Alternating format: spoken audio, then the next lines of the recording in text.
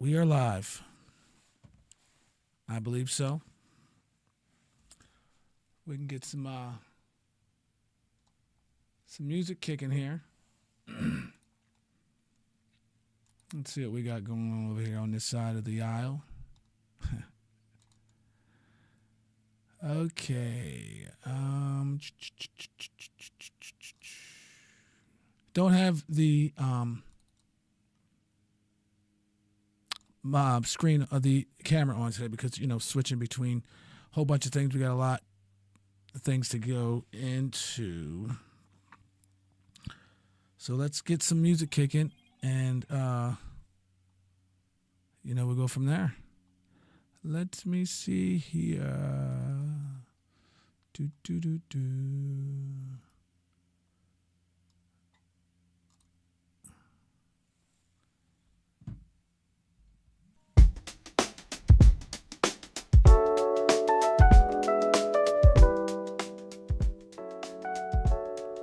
Let's give it a few minutes. We're going to play something smooth for you. And we'll be right back.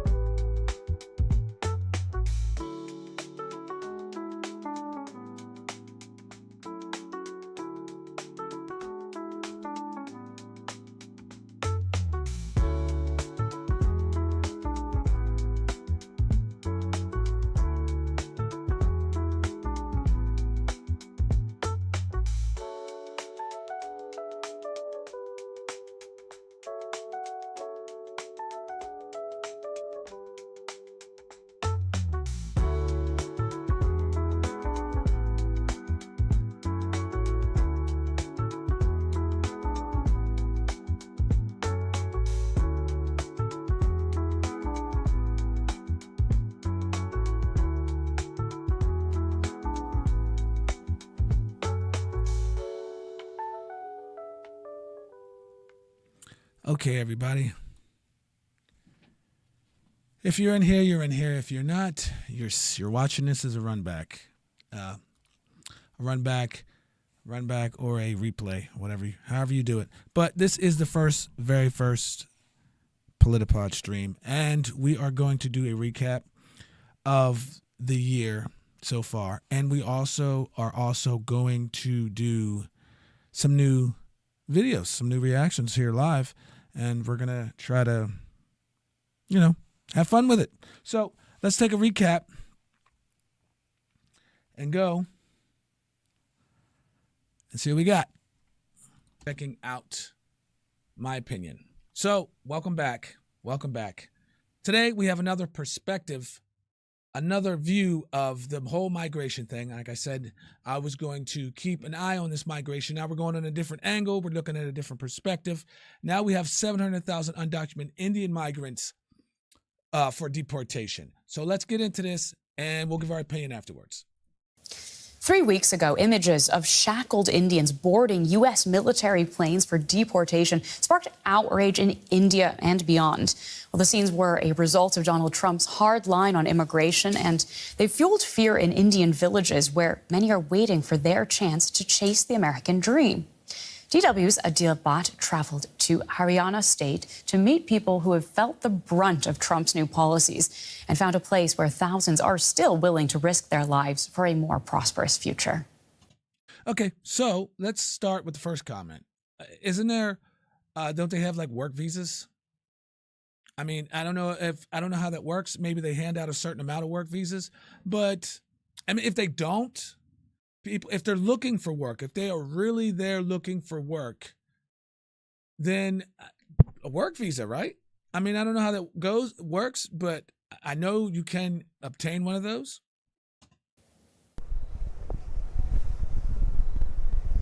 Baluram and Sheila's family have farmed this land for generations.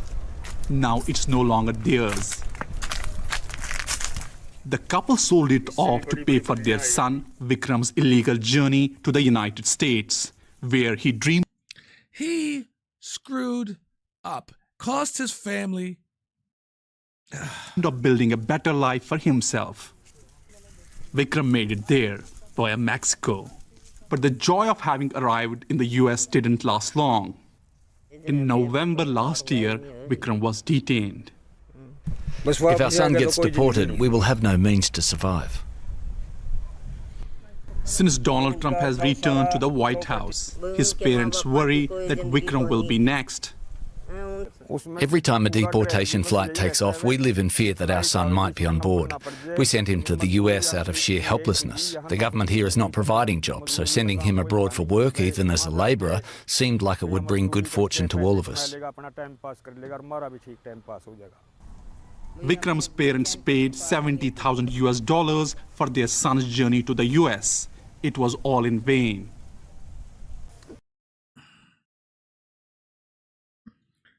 This is sad. You know, this is sad and upsetting at the same time. Sad because you $70,000 in U.S. money. That, you know, wow.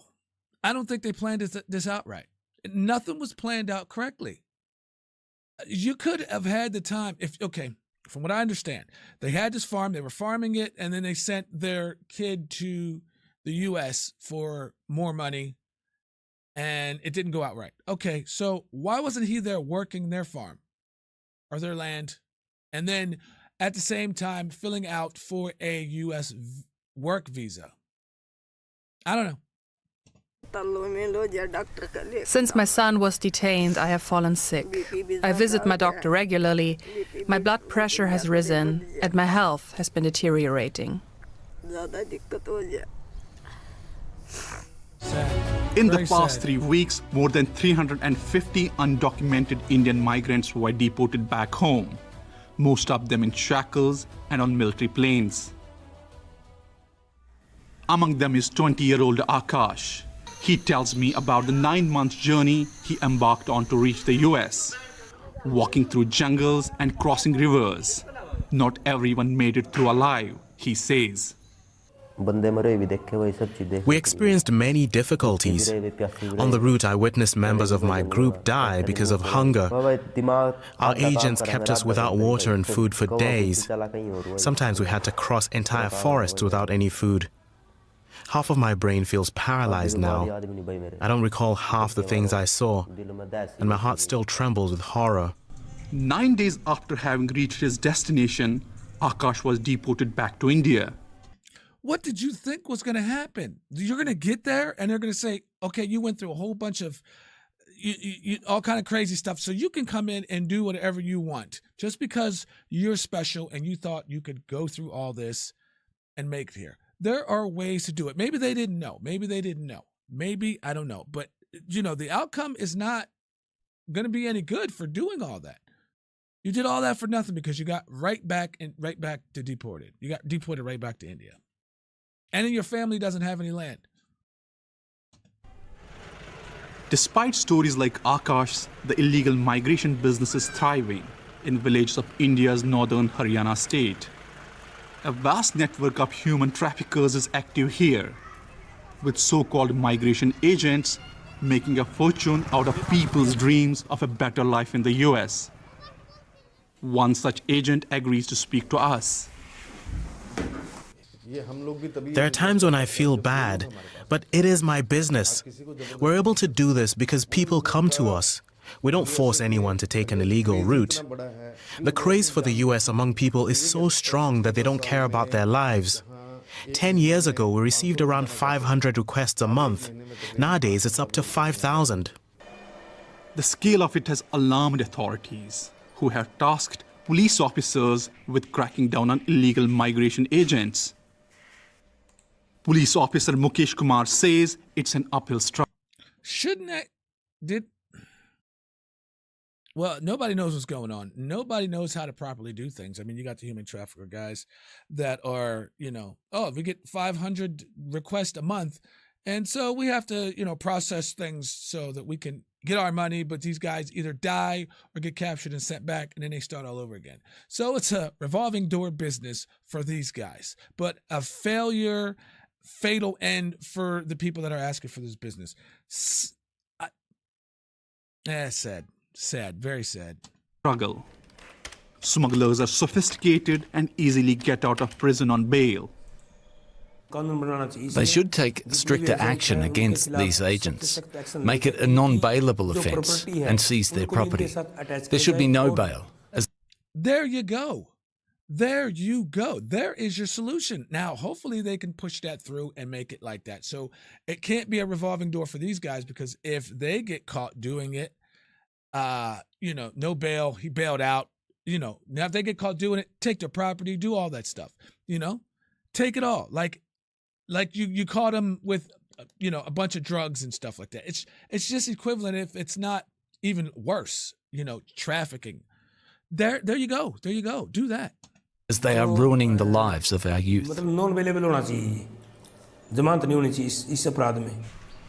For Akash, stricter action comes too late. He will have to resume life in India, now buried in heavy debt and reeling from the trauma of a journey that shattered his American dream. Let's get a bit of context here. I'm very pleased to welcome. He looked very happy, didn't he?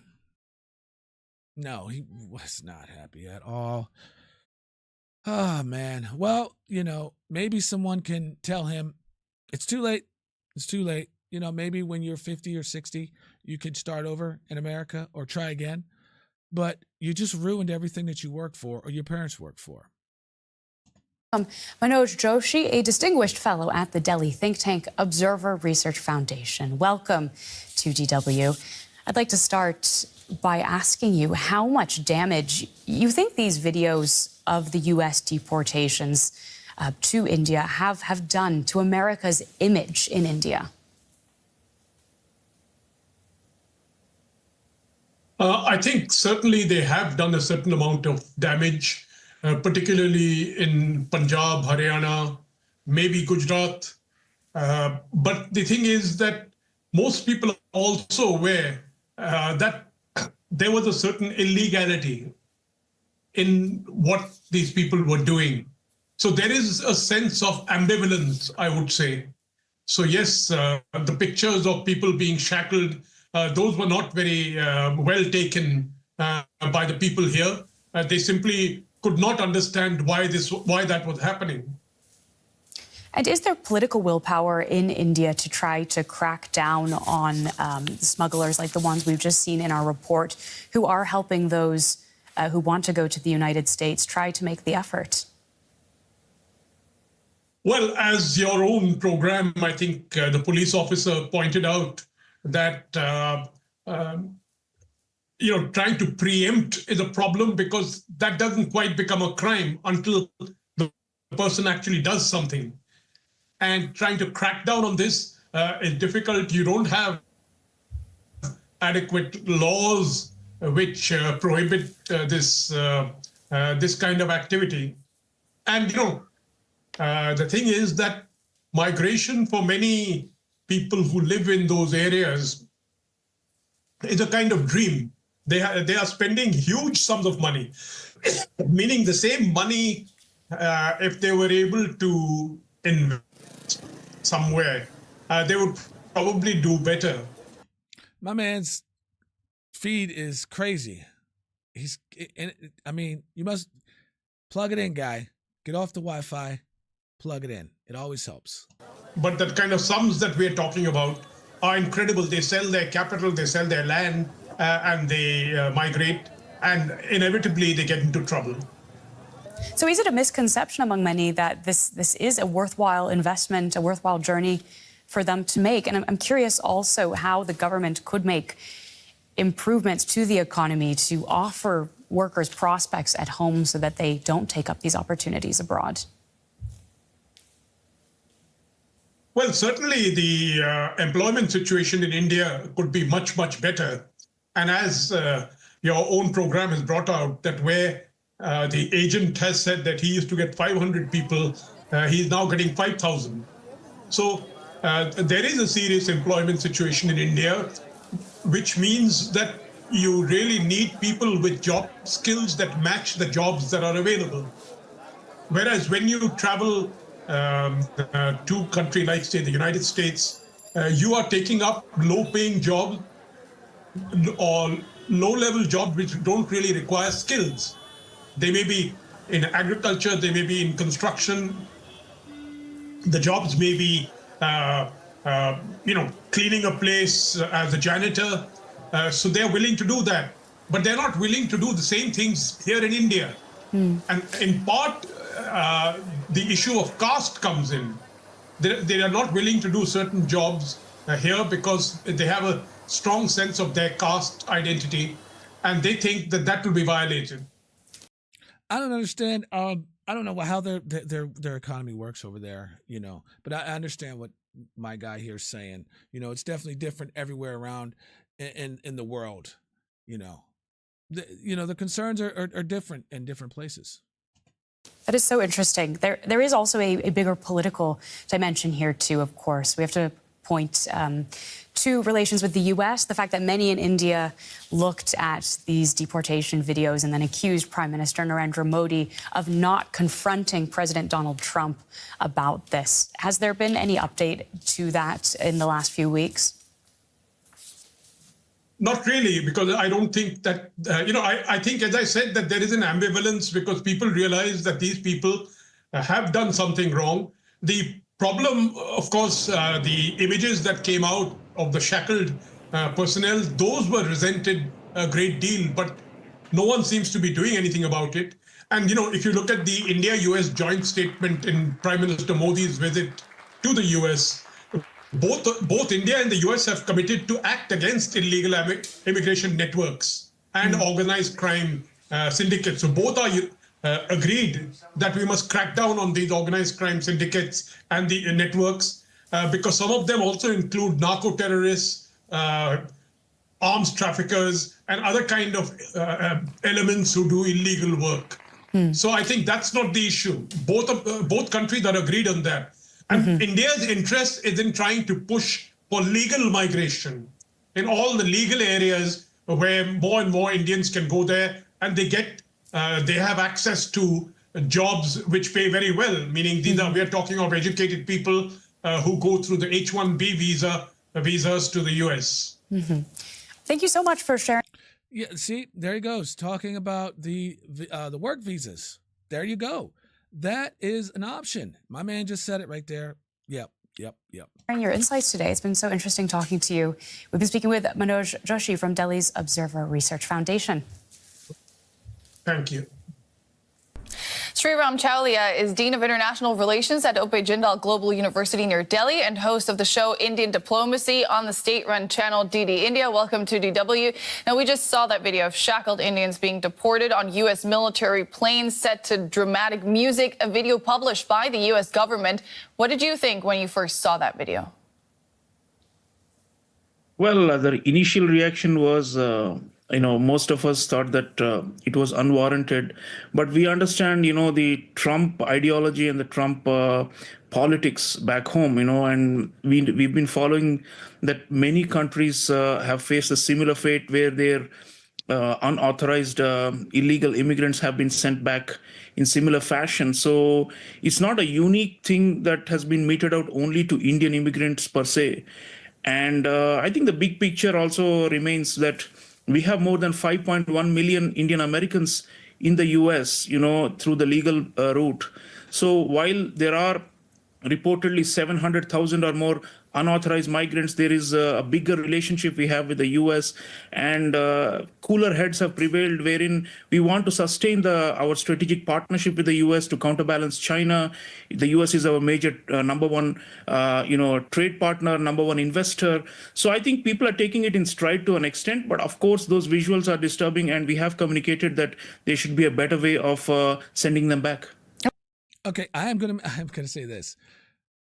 A man must have his Ethernet cable plugged in because his feed is on point. He didn't skip, dibble, dabble, nothing. Good job, my guy. Good job. Okay, what was the response you got from the U.S. government?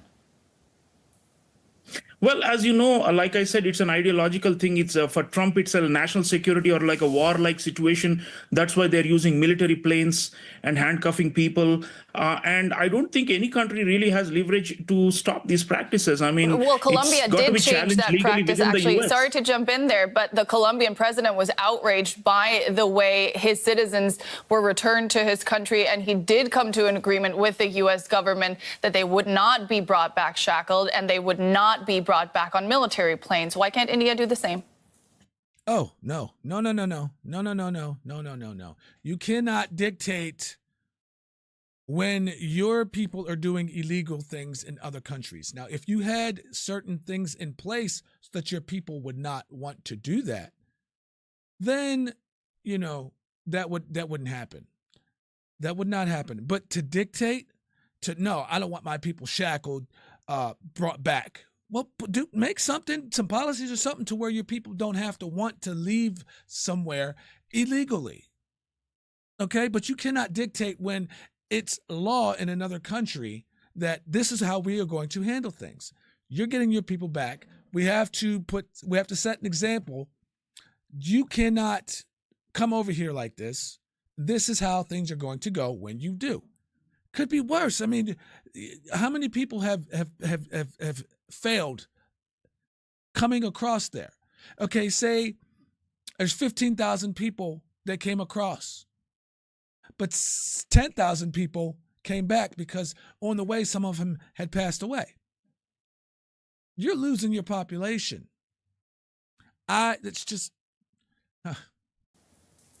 Well, like I said, we have a major strategic partnership with the US, and we have to manage Trump for 4 years, So I think the view is that Colombia does not have to counterbalance China. We have a big China problem on our borders and in the Indo-Pacific, So I think there's a big relationship with the US. We have many pillars in it. This immigration aspect is only one out of maybe 20 different things we are doing with the US, in advanced technology, in defense cooperation, and so many other fields. So I think the counterbalancing of China is our number one priority. So we will try to maintain a kind of like a soft dialogue with them on this matter. Prime Minister Narendra Modi has taken it up with President Trump, and we will see what happens. I mean, ultimately, we are a responsible country when we want to take back people who are our citizens but are violating laws in other countries. Isn't it? Well said, my guy. Articulated very, very well. Very well. Very well. A bad sign for the Modi government that the Indian economy can't offer prospects for so many young people that they flee to the U.S. for a better life. You mentioned the 700,000 illegal immigrants from India and the U.S.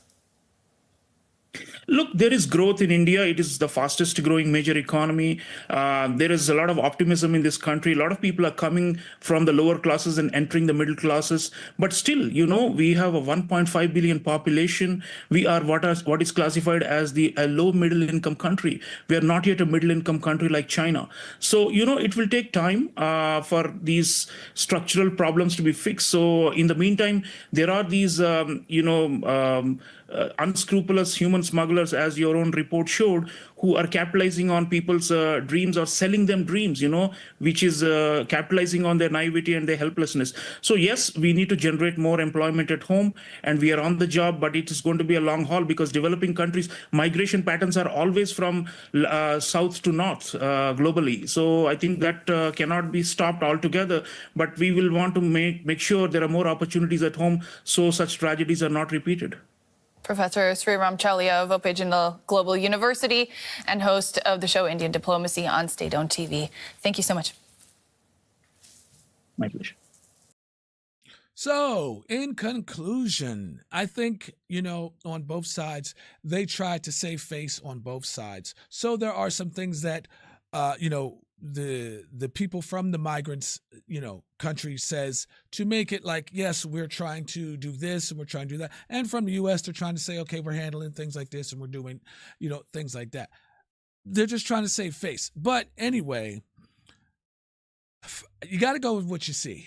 You know what I mean? You got to go with what you see. Unless you were there on the ground, you have to do your research and figure it all out. But this is my opinion at the end of the day. Now, another thing I was thinking and curious, all these other countries, you have a lot of countries that are leaving their land to come to the United States for work. Now, do the United States people leave here and go to other countries for work? I mean, like in a mass amount? I'll have to look into that. If anybody knows, let me know down in the comments, because that would be pretty fascinating because we grow up seeing everybody else doing it, but do we do it in that manner? I don't know. So let me know down in the comments. Subscribe if you want to see me doing this more. I will be doing this. And also don't miss, I'm going to be doing my first live stream next month. On the 7th, we're going to go over some things. I have footage from the J6. Whenever the news captured it, I went and copied it. I got the live streams, and I know some of it changed. But I have the first live streams of it, and I will be showing that. So make sure you don't miss that. Subscribe and check out other videos, about this migration. I'm going to stay on this migration because that's one of the biggest things that was said in the Trump campaign was the deportation of the migrants. So I'm going to watch and see different videos from different perspectives of the migration, and we can put it all the way together and see how this migration thing is going and see if it's actually doing good or doing bad. All right, until next time, that's all I have. Good morning, good evening, good afternoon, good night. Thanks for listening to my opinion. Bye. What's up, people? We are back with another one. This one right here, I think needs a little light on it, so I'm going to cover this one and give my comment on this, and this is pretty darn wild. So this is what happens. Guy gets shot from neighbor, doing some, normal things, just cutting logs and whatever, I guess. So the neighbors, I don't know if they're beefing or what the deal is. So let's find out what it is. This was a shocking moment caught on camera. Video obtained by our NBC affiliate KARE 11 shows David Matori trimming a tree outside his Minneapolis home Wednesday when, according to court documents, a bullet was fired from his neighbor's upstairs window. The bullet went down through my neck and then all the way back to my spine. Matori told NBC affiliate KARE 11 he's also recovering from broken ribs and a concussion. Adding, the last 11 months since he and his wife moved in, they've been living a nightmare next door to John Shawshak. Court documents show the victim called police 19 times prior to the shooting for incidents including harassment, hate speech, and verbal threats. It also says Shawshak suffers from mental illness. Shawshak has been charged. That's what it is. Mental illness. They got to look into it. With attempted murder, but he is not in jail. Police allowing him to stay in his home because they say he's a threat to himself and others. No. Take him out, put him in isolation, whatever you got to do. Do not leave him in his home. That is the worst thing that you can do so that this can reoccur, or maybe somebody else. It could turn into a bigger problem. Don't leave him in there. It's the worst thing you can do. I can't believe they just did that. The likelihood of an armed, violent confrontation where we may have to use deadly force with the suspect in this case is high. That excuse sparking community outrage. Yeah, that's the dumbest thing that you could possibly say or think of. You're police officers. You're supposed to... This guy has a mental problem, and they let him in his home. They didn't say if they even took his guns. I mean, come on. I mean, this guy just got attempted murder, and you're just going to leave him in his house. This is the most ridiculous thing possibly that you could possibly do. It makes no sense whatsoever. We have to take violent criminals off the street. So I'm not a police officer. I don't know how that gets done, but I know it needs to get done. Yes, you go to his house and you arrest him. Go to his house, arrest him, take him to jail, put him somewhere, put him in a hospital, whatever you got to do. But the man shot somebody and damn near killed him. That's just not... Wow. Police say Shawshak rarely leaves his home, and the department has not set an arrest date. We are not going to bust the door down, guns blazing, and get into a deadly force situation, but we will ensure the community will be safe. Mattori says he feels the Minneapolis Police Department failed to protect his family by not arresting his neighbor when they needed them most. If you're saying you're scared, what does that do to me, you know? Like, you have this body armor, you have professional training. Dana Griffin, NBC News. Thanks for watching. Wow.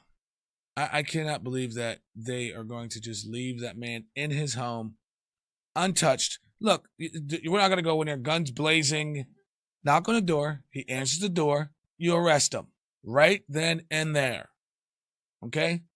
Don't leave the man in his home so he can do worse damage. That is the most ridiculous thing that I've ever heard in my life. Someone commits attempted murder.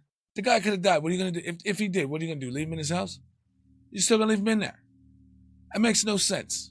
Let me know what you think. I thought this needed a little bit more light on it. This is, this is not a big story, but I thought it needed a little bit more light on it. It's just crazy how people, the different areas to do. That guy, the cops should lose their job or do something. Somebody's got to do something. Get that guy out of his home.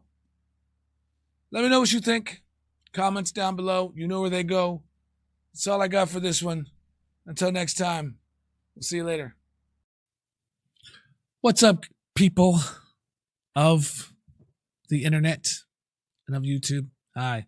Anyway, welcome to another episode of Independence Corner. Today, we will learn what a constitutional republic is. Because you hear this word democracy, democracy, democracy, democracy, when we do not live in a democracy. And I hear some people saying it, and some people just don't understand. So, but I'm not going to take this. I'm going to continue doing research on this, but this is one of the oldest pieces that you can find, that I found on the internet, that explains what a democracy and a constitutional republic is. Okay, let's get into it. 1966, April 8th. Let's do it. A constitutional republic, not a democracy. The ideal of a democracy is universal equality. The ideal of a constitutional republic is individual liberty. A democracy always degenerates into dictatorship, which promises government-guaranteed equality and security, but it delivers nothing but poverty and serfdom for the people it robs and rules. America was founded as a constitutional republic to safeguard the liberties of the people against the tyranny of democracy. Welcome back. We're here once again. Another episode on Politapod. So today we have a blocked bill, Texas. Court blocks Texas over razor wire. All this stuff. I don't know what it is. Let's get into it. We'll do it together. A federal appeals court has blocked the Biden administration from removing Texas's razor wire fences along the southern border. This ruling marks the latest development in an ongoing legal battle between the federal government and states over border security. CBS Austin's Jamal Kennedy joins us live outside the Texas state capitol tonight. Jamal, how are Texas leaders responding to this significant ruling tonight? Well, Texas leaders are saying that this decision is a huge win for the state and border security. This is an unprecedented attack on our country. Texas Governor Greg Abbott made this statement to Operation Lone Star agents yesterday. Honest opinion, it should have never been that bad. People are doing this on purpose because of financial gain, itchy backs, and God knows whatever else. Because the people around that are suffering and going through all this stuff did not want it. We did not vote for none of this. We didn't ask for none of this. And it just spiraled out of control. And they're trying to rush and fix it in summer. It should have never been that way. In Eagle Pass. Today on the social media platform X, he was celebrating a ruling given from the Fifth Circuit Court of Appeals, siding with the state to keep its razor wire fences along the border. To deter, to deny illegal entry into our country, to help deal with the consequences of it, to make your state more secure. The ruling says the state... Yes, we should have it to where you can't go anywhere else and just walk across the border. Some countries will shoot you. But you can't walk across the border and say, hey, look, I'm here now, so take care of me. Okay?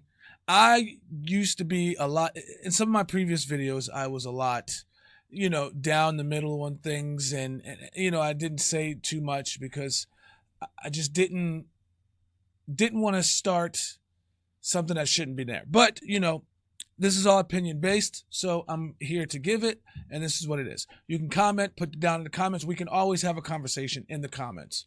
Okay. If, whatever you feel. All right. Let's continue. It is entitled to a preliminary injunction because it is seeking only to safeguard its own property, not regulate Border Patrol.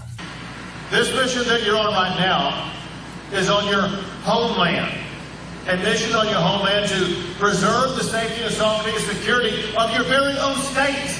Back in January, the Biden administration asked the Supreme Court to allow Border Patrol agents to cut the razor wire, saying it impeded agents' ability to get to migrants as they crossed the river. Governor Abbott said, I don't think that makes any sense. Because if they were the ones who put it there, they should stay out of the way, right? Right. Okay, that sounds like common sense to me. As in a social media post, President Biden was wrong to cut the wire.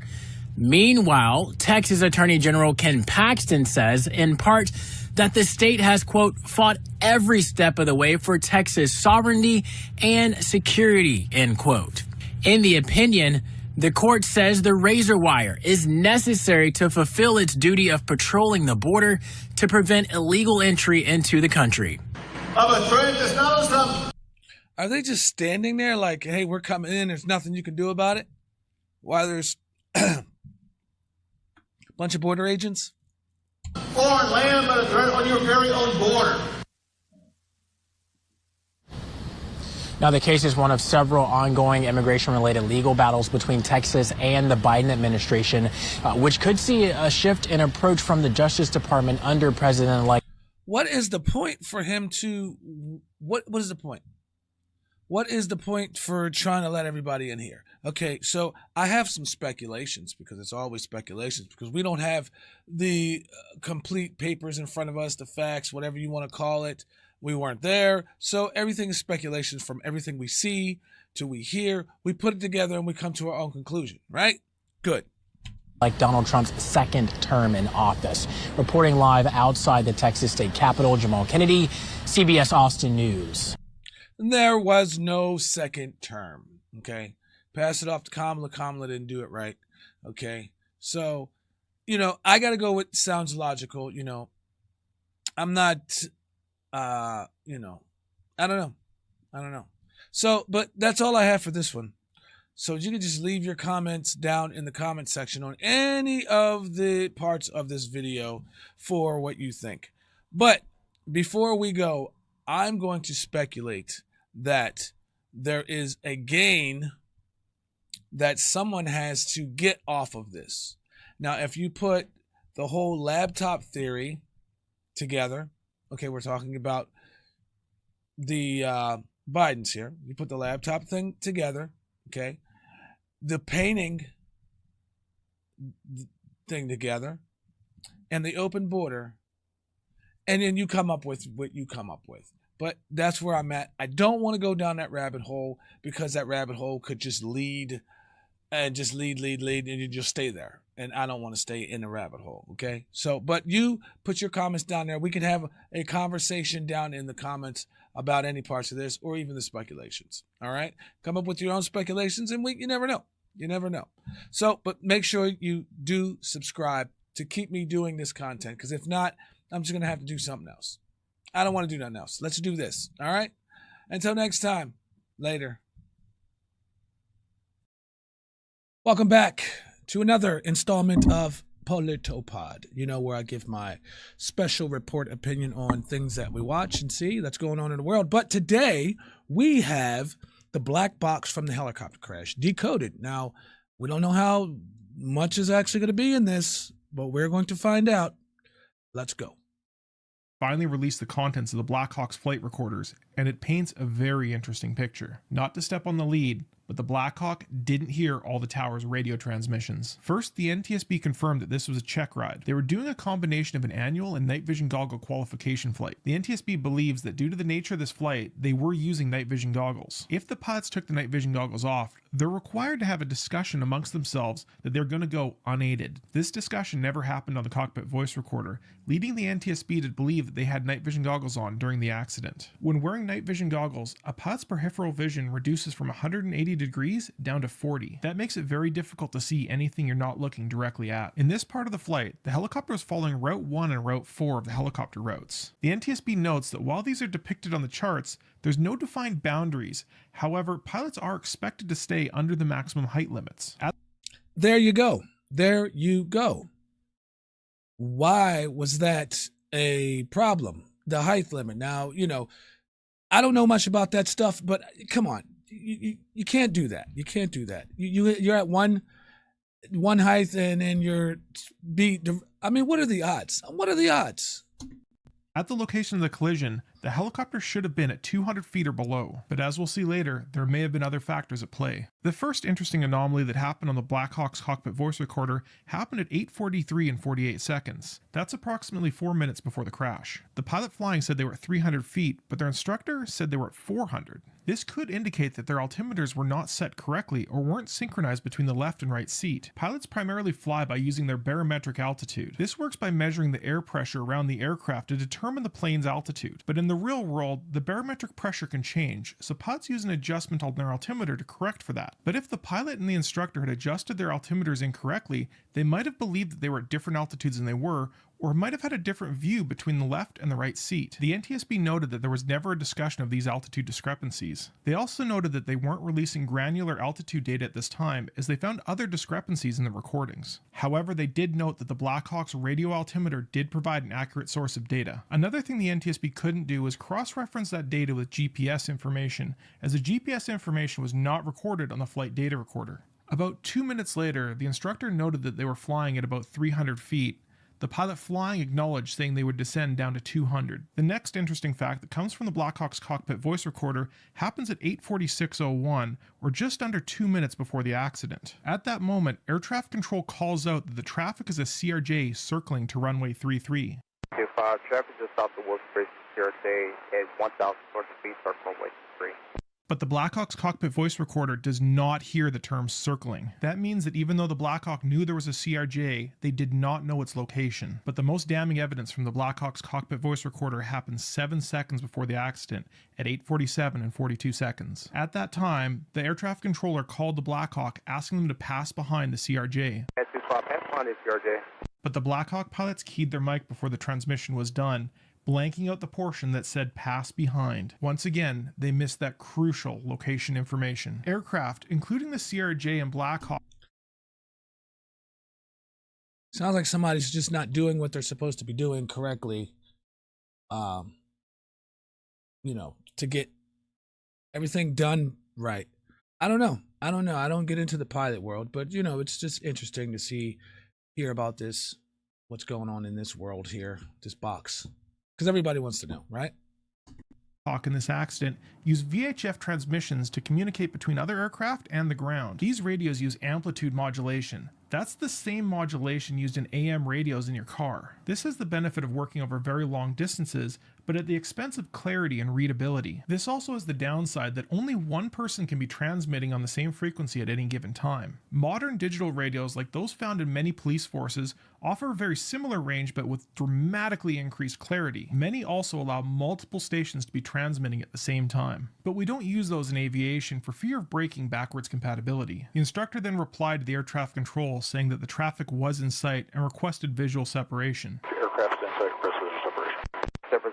Off of the radio, the instructor relayed to the pilot flying that they believed ATC was asking them to move left towards the banks of the river. At the time of the accident, the Blackhawk's radio altimeter read 278 feet. However, as we noted earlier, this might not have been what the pilots saw on the altimeter in front of them. At the impact, the Blackhawk was flying nearly completely level, with only 0.5 degrees nose-up pitch and a left roll of 1.6 degrees. From the data recovered, the NTSB notes that there was no electronic warnings in the Blackhawk of the CRJ that was approaching. They also noted that the Blackhawk was not transmitting ADSB information, and they were investigating for the cause. But the story is a little bit different from the CRJ cockpit. At 8:40, I was going to say that. It has to be different from the other one. It has to be a little different. I don't see that happening the same. So we're going to figure it out, I guess. 740, around 20 seconds before the accident, they did get a TCAS warning calling out traffic. This means that the CRJ was made aware of the traffic but wasn't given any traffic avoidance instructions because they were under 500 feet at the time. These traffic avoidance instructions are inhibited below a certain altitude to prevent the system from telling a plane to descend into the ground. 2 seconds before the accident, the CRJ's radio altimeter reported that it was at 313 feet above ground. The CRJ was descending at 448 feet per minute, or about 7.5 feet per second. But this does still leave about a 25-foot discrepancy between the two radio altimeters. Most terrifying in the CRJ data is that the pilots commanded strong control inputs, indicating they saw the accident coming. At the time of the accident, the CRJ was at a 9-degree nose-up attitude and rolled 11 degrees to the left. The elevator on the CRJ was almost at its maximum nose-up position. The pilots did everything they could to avoid it. The NTSB noted that they're going to be performing simulations like the ones I do on this channel to see what the Blackhawk pilots may or may not have seen. They did note that the Blackhawk was equipped with an ADSB transmitter, but they don't know if it was turned off or if it was otherwise broken. They still have a lot of work to do, but this data sheds a lot of light on the accident. The NTSB... Wow, that was a lot. I mean, there's still a lot of unanswered questions. There's a lot of research that can be done. I know everybody gets into these conspiracy theories about some things, which you're allowed to. That's why we're allowed. We have a brain to do those things, and those can be fun. And sometimes people can take them too far, and it just gets dangerous. But if you're going down a rabbit hole, make sure you just be safe with everything, your information, especially when you're giving it to someone else. That's just my suggestion. You can do what you want at the end of the day, but I don't know. There's a lot of unanswered questions. I don't know if I'm going to go down. I'm just going to wait for more information to pop up. I'm not going to go do any more research about it. I'm just going to wait for the information to come out. All right. If you have some information, put it down in the trusty old comment section, and then we can always have a conversation about it. Always have a conversation about it. All right. That's all I have for this one. Until next time, thank you for joining us on Politapod. Oh, make sure if you want to, you don't have to, subscribe. I'm just going to keep doing these regardless. But thank you for your views and your attention. Until next time, we'll see you again. Bye. Welcome back, everybody, to another episode on Politapod. Yes, we are here. Thank you for being here. If you are a subscriber, if you're new, make sure you do subscribe. But we're going to get into today. We have Kamala Harris begging for money. Well, why is she begging for money? Because she's begging for money. So let's get into it, and we're going to comment after. Well, after raising more than $1.5 billion during her failed election campaign and ending up $1.5 billion. Now, you or I would do a lot more with $1.5 billion and what is expected of what she did. Let's find out what she actually did with that 1.5. With $20 million in debt, it seems Kamala Harris is desperate for more cash because the vice president is still reportedly pumping Democrat donors for money weeks after the election loss. Joining us now is journalist, writer and co-founder of the Base Politics podcast, Brad Palumbo. Brad, good to see you. Look, either the Democrats have no idea how to manage money or can't read the room. I suspect both at this point. But how bad of a look is this? It's pathetic and insulting. I mean, you blew $1 billion, including on celebrity endorsements and building six-figure podcast sets to be built. So she didn't know what she was doing. She didn't know what she wanted. She didn't know where she was going. And therefore we have the results. Built up for an hour interview and then torn down. And yet you have the audacity come to hardworking Americans who can barely afford to buy groceries, many of them, because in part due to the Wait, she's asking Biden-Harris administration's policies and say, give us more money. We squandered it all. Now we're millions in debt. They should hang their heads in shame. But also any American, I mean, they send these fundraising emails because they work, right? And any American who is actually still giving these people money needs to get their head checked, because you could be sending malaria nets to Africa. You could be feeding the homeless, but instead you're giving Kamala Harris more money. At this point, so people, their capacity for stupidity sometimes does amaze me, honestly. Hey, Brad, Hollywood star George Clooney is reportedly furious that Barack Obama used him to force President Joe Biden out of the US election. Clooney's newspaper article calling for Biden to stand aside for Kamala Harris was widely credited for changing the course of the election. I highly doubt that.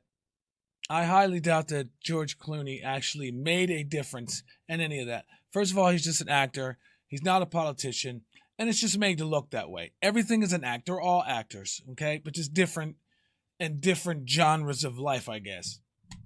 You took a big swing, and thank God you hit that ball out, because it could have gone very badly. It could have gone very, very It can badly. go badly.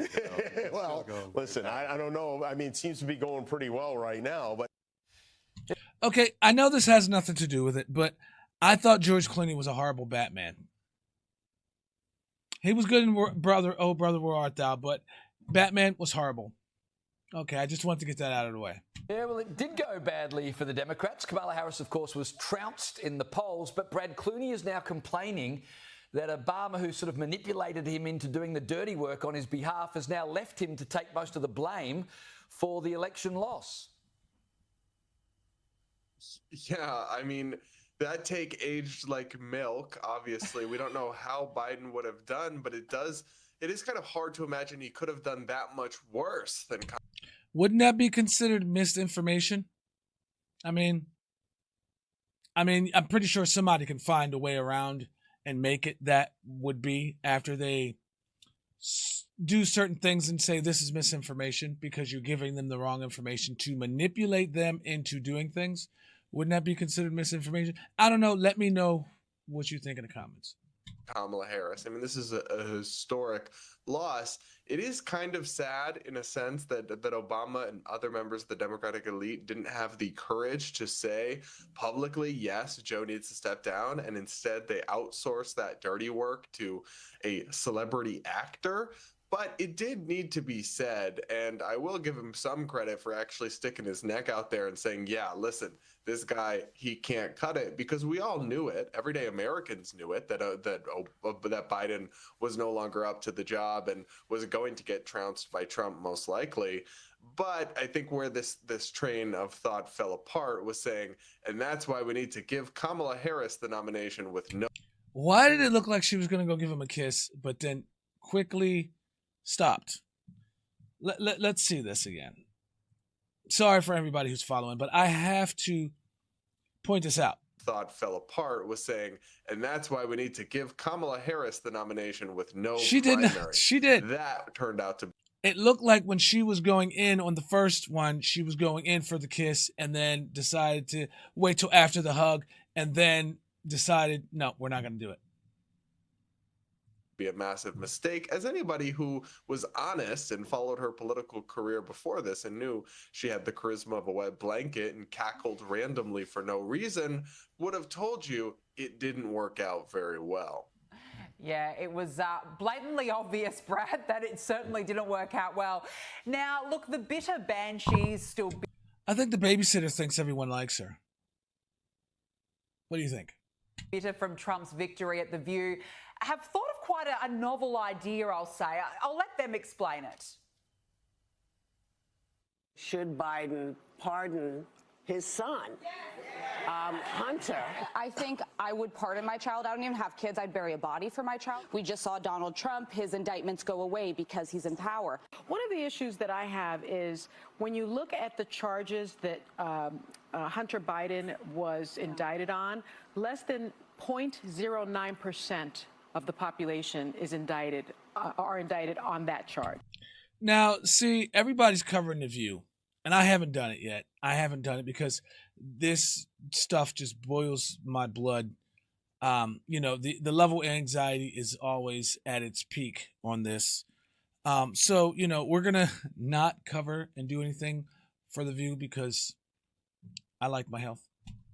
And so it's basically close to zero. So I actually think that the only reason he was indicted is because his last name is Biden. You know, I understand show business is show business, and people do things just so they can create content. Hence, what we all do to create good videos that we put out. But in this mainstream era, or whatever you want to call it, you know, it's just you take it for what it is. Right, okay, so we're talking here felony gun charges and tax evasion, Brad. But more importantly, how do you like the election result? Is there justification for this? It's all comically absurd, but I'll say this, it is true that only a tiny amount of people are prosecuted for the crime that Hunter Biden was prosecuted for. But what she failed to mention was that Hunter Biden wrote a memoir confessing to it. He wrote a book where he detailed his extensive drug use at the exact same time that he signed a federal form to purchase a gun, attesting that he was not using drugs. So he lied on a federal form to buy a gun, which is a felony gun offense. And the Democrats... I own a couple, you know, weapons, but I don't remember seeing that question on there. You know, everything was always asking about your criminal history, but I didn't see anything on there that had anything about using drugs. Maybe I skipped it. Maybe I don't know. Democrats are the party of big gun control advocacy here in America, so it's a... Well, I don't think I would have skipped it. I just didn't see it. Glaring hypocrisy, and yet they're acting like it's no big deal or as if he's a victim because he's Hunter Biden. I will say this, though. Morally, he did the crime. He should do the time. But if I was a lame duck president, maybe I'd pardon my son too, honestly, because you have nothing to lose. You don't have to get reelected. I wouldn't want my son to see the inside of a jail cell. So would it be the right thing to do? No, but would it be kind of understandable on a human level? I honestly have to say I think it would be. No, it's not understanding on any level because I don't think anyone should be pardoned by the crimes that they did. Now, I completely believe that if I've seen people, they say, okay, well, if Hunter Biden's getting pardoned, then Trump should pardon the January 6th people, which if you're innocent, you're innocent. If you're not, you're not. Pay for your crime like everybody else in society. I don't believe there should be any type of pardoning because now it's going to be a trend to where if Trump does pardon some people because it's going to be a retaliation, say, because of Biden doing Hunter. And then now everybody's going to be like, oh, that's not fair, that he should pardon this person and then pardon this person. And it's going to become a trend and nobody is going to be accountable for their actions. I just see it spiraling out like that. Let me show you how to block this ad. First, you're going to click on this video. Then you're I still don't have Prime. going to download Pi. It's an ad blocker that's... Yeah, I don't. So, yeah, listen. In conclusion to this story, there wasn't much there. I mean, it was a lot there. It's not a lot to unpack because everything's right there. You know what I mean? It's like she's asking for money, and is she going to get it? We don't know. We're just going to have to find out. But $1.5 billion she spent on just luxury, living it up, not even really on the campaign. Like most of the stuff that she spent on did not help her campaign. Did not help. I mean, I heard that she spent money on Oprah, gave Oprah money. She paid all her celebrity people, to come and come out for her. And I was told, I don't know how true this is, but people were mad when Beyonce came out because they thought she was going to perform. And then when she didn't, people started leaving. I don't know how true that is, but it was not a good look. It did not help. And the results are the results. You're 20,000 in the hole, or 20 million in the hole, or whatever it is. I don't know. But she's in the hole and spent all that money and don't even have fans, I guess, or even more people who liked her. I mean, she probably lost people. I don't know. That's not my thing to decide, or I didn't look into none of that stuff. So, but let me know what you think down in the comments about George Clooney, especially with his role in Batman, because anything else is like null and void, because I don't see him as any political pool. It's George Clooney. He's an actor. Just go back to acting. Do what you do best. He was great in Oh Brother, Where Art Thou? But see if Kamala Harris is going to get her money. And if you gave her money, that's on you. So, but that's it. That's all I got for this one. Until next time. We'll see you. Listen, this guy, he can't cut it because... Here we go again. Ladies and gentlemen, another installment of Politapod. Today we have a must-see video. We did one of these a while ago about, people climbing over the fence, migrants climbing over the fence, and people are fed up. So now here we are again doing another one. Let's check it out. Hey! Shout out to Get Jeff. the fuck back! You see this? Get...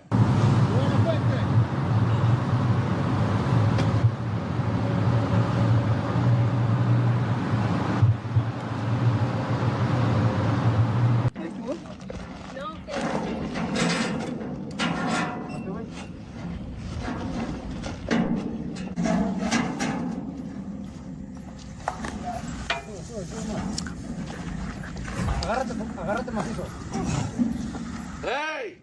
Hey! Get the fuck back! You see this? Get back! Get... He is not playing. My guy is not playing. He's not playing whatsoever. Get back!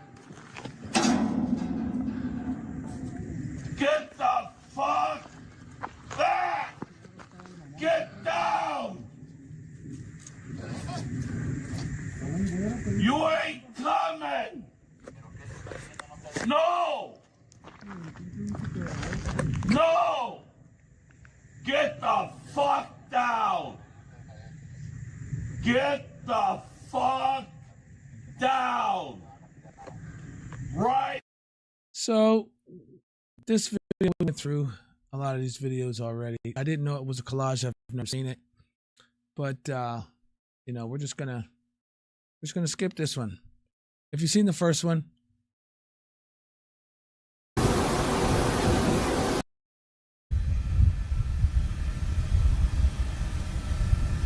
if you've seen the first one, go back and check that one out. I didn't know it was this is 25 minutes of just videos that we already did. So all right, that's it.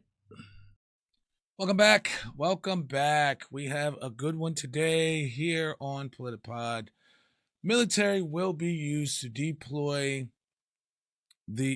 deport migrants. So is it a good idea or is it not a good idea? Let's see what these guys have to say about it, and we will comment and go from there.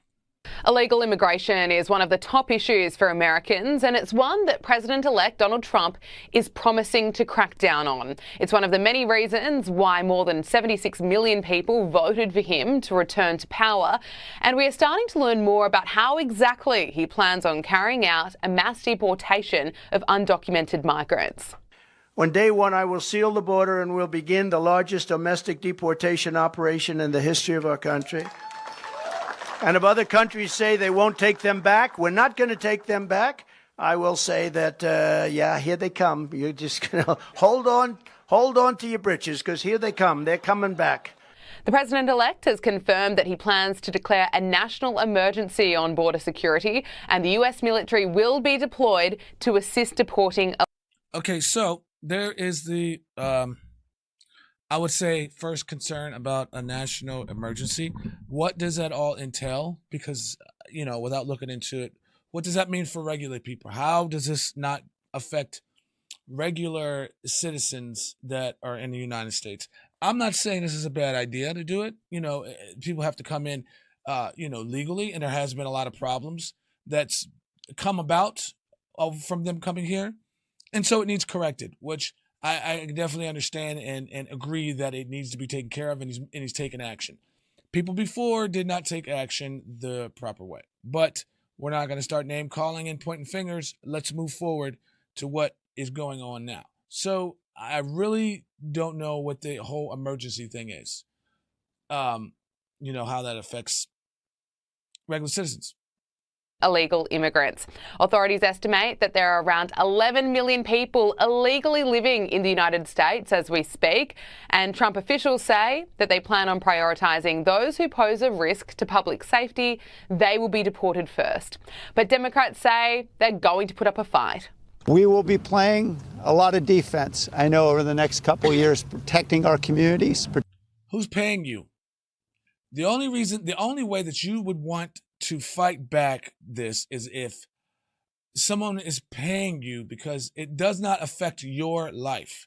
However much money you're getting, from your position. Particularly our immigrant communities. Here's Arizona Governor Katie Hobbs speaking on ABC News, trying to make her case in an interview which can only be described as a train wreck. Would you, as governor, allow state police and National Guard to carry out mass deportations? We will not be participating in misguided efforts that harm our communities, and I've been incredibly clear about that. And it gets worse as Katie Hobbs struggles to answer a very simple question. What would worry you the most, Governor, about mass deportations? Well, I think the diversion of law enforcement from the work that they do every day to keep our communities safe. People hiding in fear. We saw that under previous state policies here. She's not saying anything. She's not saying nothing. She's not saying anything of the sort that would be of some intelligence. Relevance to the situation or anything that's going on. Them doing their jobs, really. It harms communities. It tears families apart. Katie Hobbs is getting absolutely. You can't tear families apart if you take them together. Okay, if you take the families together, you can't tear families apart. I'm not here to point the finger or blame anybody, but when there's a solution on the table, when you know that crime and this and that has been changed and it's up, and then they said it wasn't reported, that was the whole thing. Come on, I mean, I live by common sense, the things that are real in reality that I see going on right in front of me.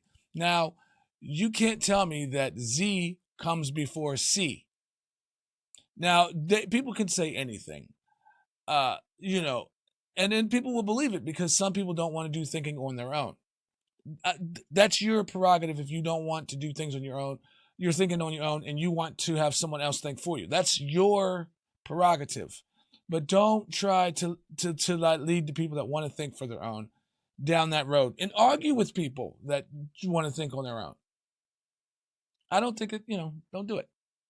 Slammed for this on social media, many pointing out that this is what the American people voted for. Donald Trump won the battleground state of Arizona by over 5 points.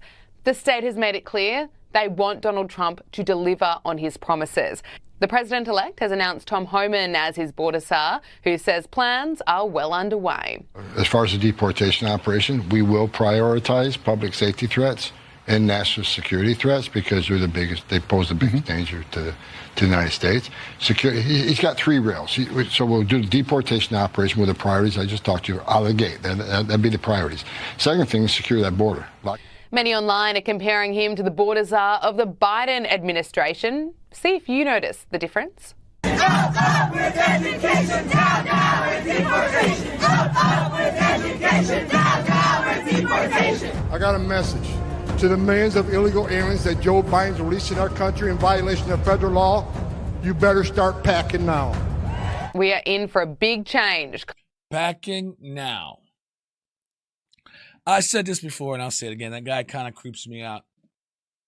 He does. I mean, I don't know if he's going to do a good job or not. Nobody knows what's going on. It's going to happen until it happens. But it kind of creeps me out. Come January, Donald Trump is continuing to announce key positions. Over the weekend, he went to the UFC with Elon Musk and RFK Jr. You know, there's this famous saying that says politics is downstream from culture. I think what Trump and Musk and this whole group are proving, at least in this instance, it's in the reverse, and culture is downstream from politics. Everything from his dance move to these photos that they're releasing, and they're having fun at the UFC and flying on jets and all of that.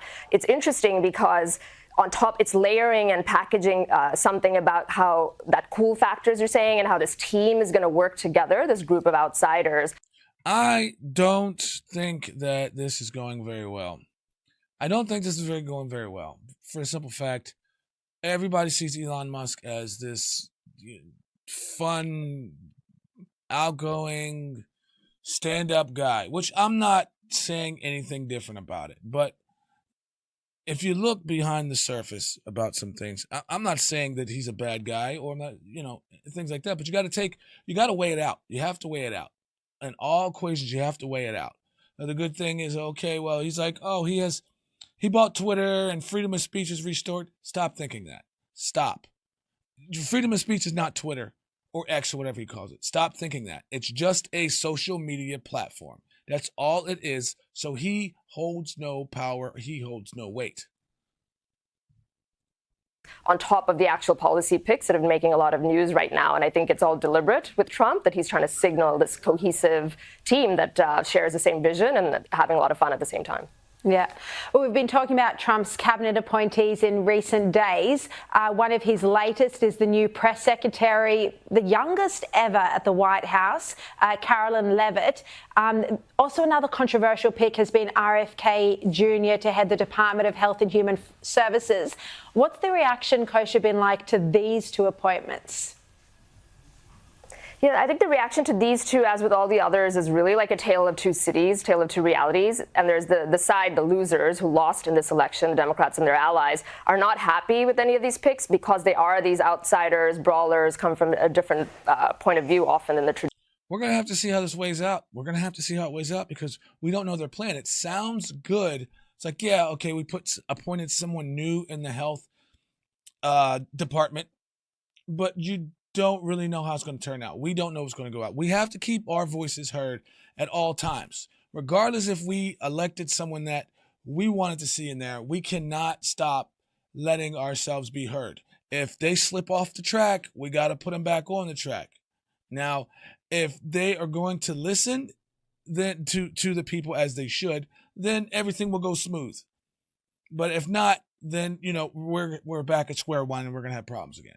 So we'll have to see how it goes out. Let's just look into exactly their plan. Let's look at every single corner of the entire book plan.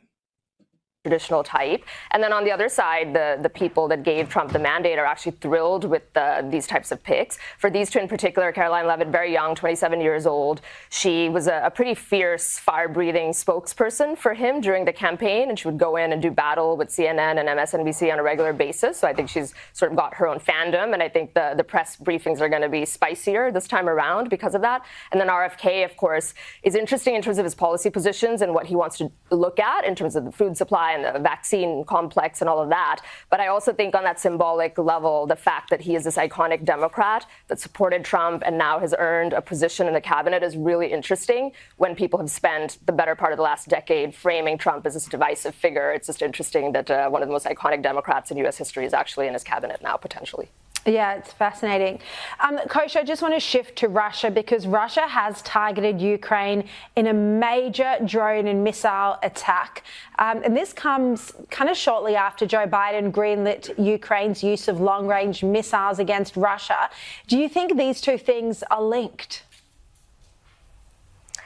It would appear so, and it is interesting that the Biden administration made this move at the 11th hour, with just 2 months left in his presidency.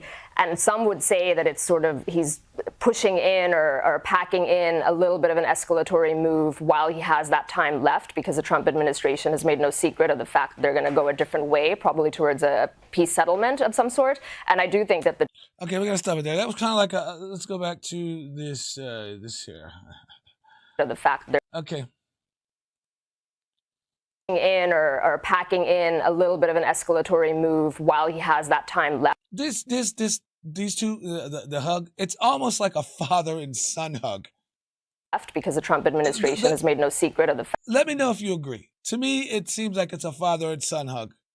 They're going to go a different way, probably towards a peace settlement of some sort. And I do think that the two things, are linked, and that's probably the most logical conclusion we can draw from what's happened in the last 24 hours. Some people just love war. It's profitable. It's profitable. War is profitable. To who? Those that already have money. It's not profitable to us that have to go or us that have to live through it. No, because these higher ups, politicians, whatever you want to call them, everybody has their different names for these people. So, they're up in their, safe haven, not getting touched by nothing, and it just doesn't affect them. Doesn't affect them. So with the military will be deployed. I didn't hear anything in there about the military being deployed, but if that is the case, I don't think that is a good idea. And I think RFK Jr. had said, Rand Paul. I think it was Rand Paul who said that he didn't think it was a good idea to use the military to deploy. I don't think so either. We already have ICE and, Border Patrol and, local police and stuff like that to do this job. And if we need to hire more or however that works, we can do so. But to use the military in that, to get the military presence in the United States, our own military presence in the United States, to do that, it's going to feel to the people like a war zone. I know, if you walk out your house to go to work and you just see military rolling around. I mean, I don't know if that's going to be that way anyway, but if you see military rolling around, you're just going to feel like this is a war zone, and you don't want that. You don't want to feel unsafe. I mean, some people might feel safe, but to me, honestly, if that were me and I walked out and there's military just walking up and down the street, guns and... Again, I don't know if it's going to actually be like that. It's just speculation and opinion on that matter. But if I walked outside and seen military walking up and down the street, I would not, that would just put me in a discomfort zone, because it would feel like it's a war zone. And then I got to watch my back, because how do you know that, the people that don't want to let these immigrants go, migrants, whatever, they could come out and start attacking, and it could turn into a war zone. And then, it gets deeper. We got to protect ourselves. The next thing you know, you hear gunfire in areas that you normally don't hear gunfire. So we have to really be careful on how we do this. And again, please, everybody, I suggest people to always make sure your voice is heard. The for the people, by the people is a big thing. So always make your voice be heard in every situation, because we have to keep everything on track that we vote for, that we want, how we want to do it. Okay, so that's all I have for this one. Okay, so let me know what you think, how you feel down in the comments. Make sure you do subscribe to keep this content coming. All right, until next time, guys. Later. What's up, everybody? Thanks for joining me for another installment of Politapod. Now, you know, things have been getting crazy in the political world. I try to state what I feel about things, an opinion. I am no politician. I am no lawyer or anything like that. So the grain of salt does simmer over top of this video. You know what I'm saying? So it boils down, no pun, to a opinion. So here we are today. We have Maxine Waters supposedly snitching on herself and her people. So let's get into it.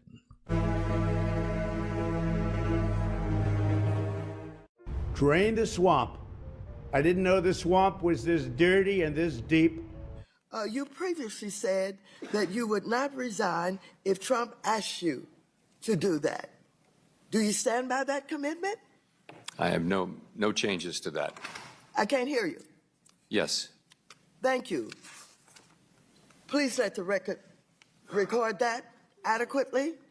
I appreciate that because you have a right to your position not to be interfered with by law, I believe, or even Constitution.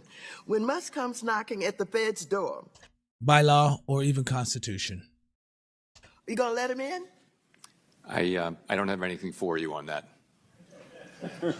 Would you like to tell us today that you won't let Doge into the Federal Reserve or have access to the systems and the data? So I don't have any, we've had no contact, and I don't really have, I have nothing for you to report today on that. I have nothing. I don't know what you're talking about. I have nothing. Well, you know what happened at Treasury, and you know what happened over at the CFPB, and the people of this country are being violated because all of our privacy is being taken up by Elon Musk. All of our privacy has been taken up by Elon Musk, and he's going to take our numbers and do something to our numbers to where we can't, oh no, they let us in. We let them in. They took our numbers. They've done things with them, our SSI numbers and all our other numbers. And now we can't file taxes. We can't use our bank accounts. I'm just joking. And Trump, and we don't know what all they have on us, our bank. We don't know what all they have on us. I think that was out of context. What all they have on us? Let me think about that for a minute. It sounds like we don't know what they discovered of what we've done, what it sounds like anyway. But, who am I? Like I said, I'm no politician. No. Bank accounts. Whoa! Everybody just relax. We knew this was going to happen. Because all of our privacy is being taken up by Elon Musk and Trump, and we don't know what all they have on us.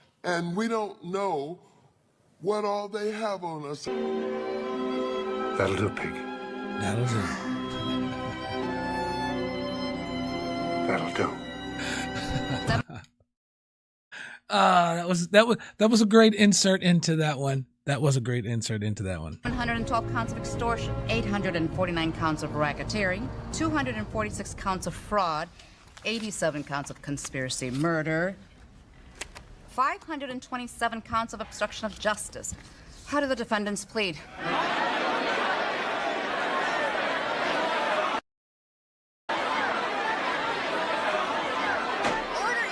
549 criminals at once.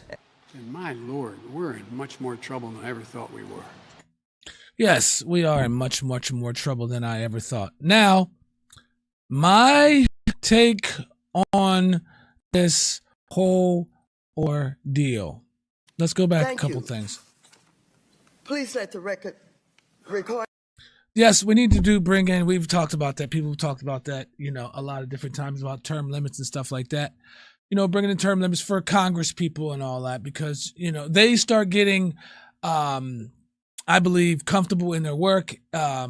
they don't want nothing to change, And so they're going to fight for their job. Anybody in their right mind would fight for the job, whether there be corruption or not corruption. I honestly believe that. So, but, the whole statement of we don't know what all they have on us.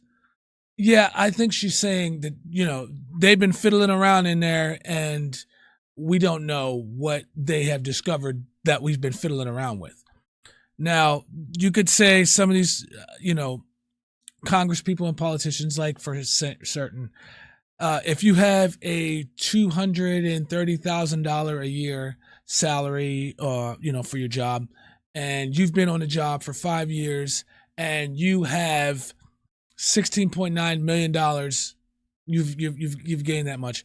That should be, that should be able to be shown to where how that was accumulated, because regular people, everyday people, when you file your taxes, you got to show everything, right? Yeah. So it should be the same all the way around the board. If it is, somebody's doing something, and that's where corruption comes in. But anyway, I'm no politician. This is just my opinion.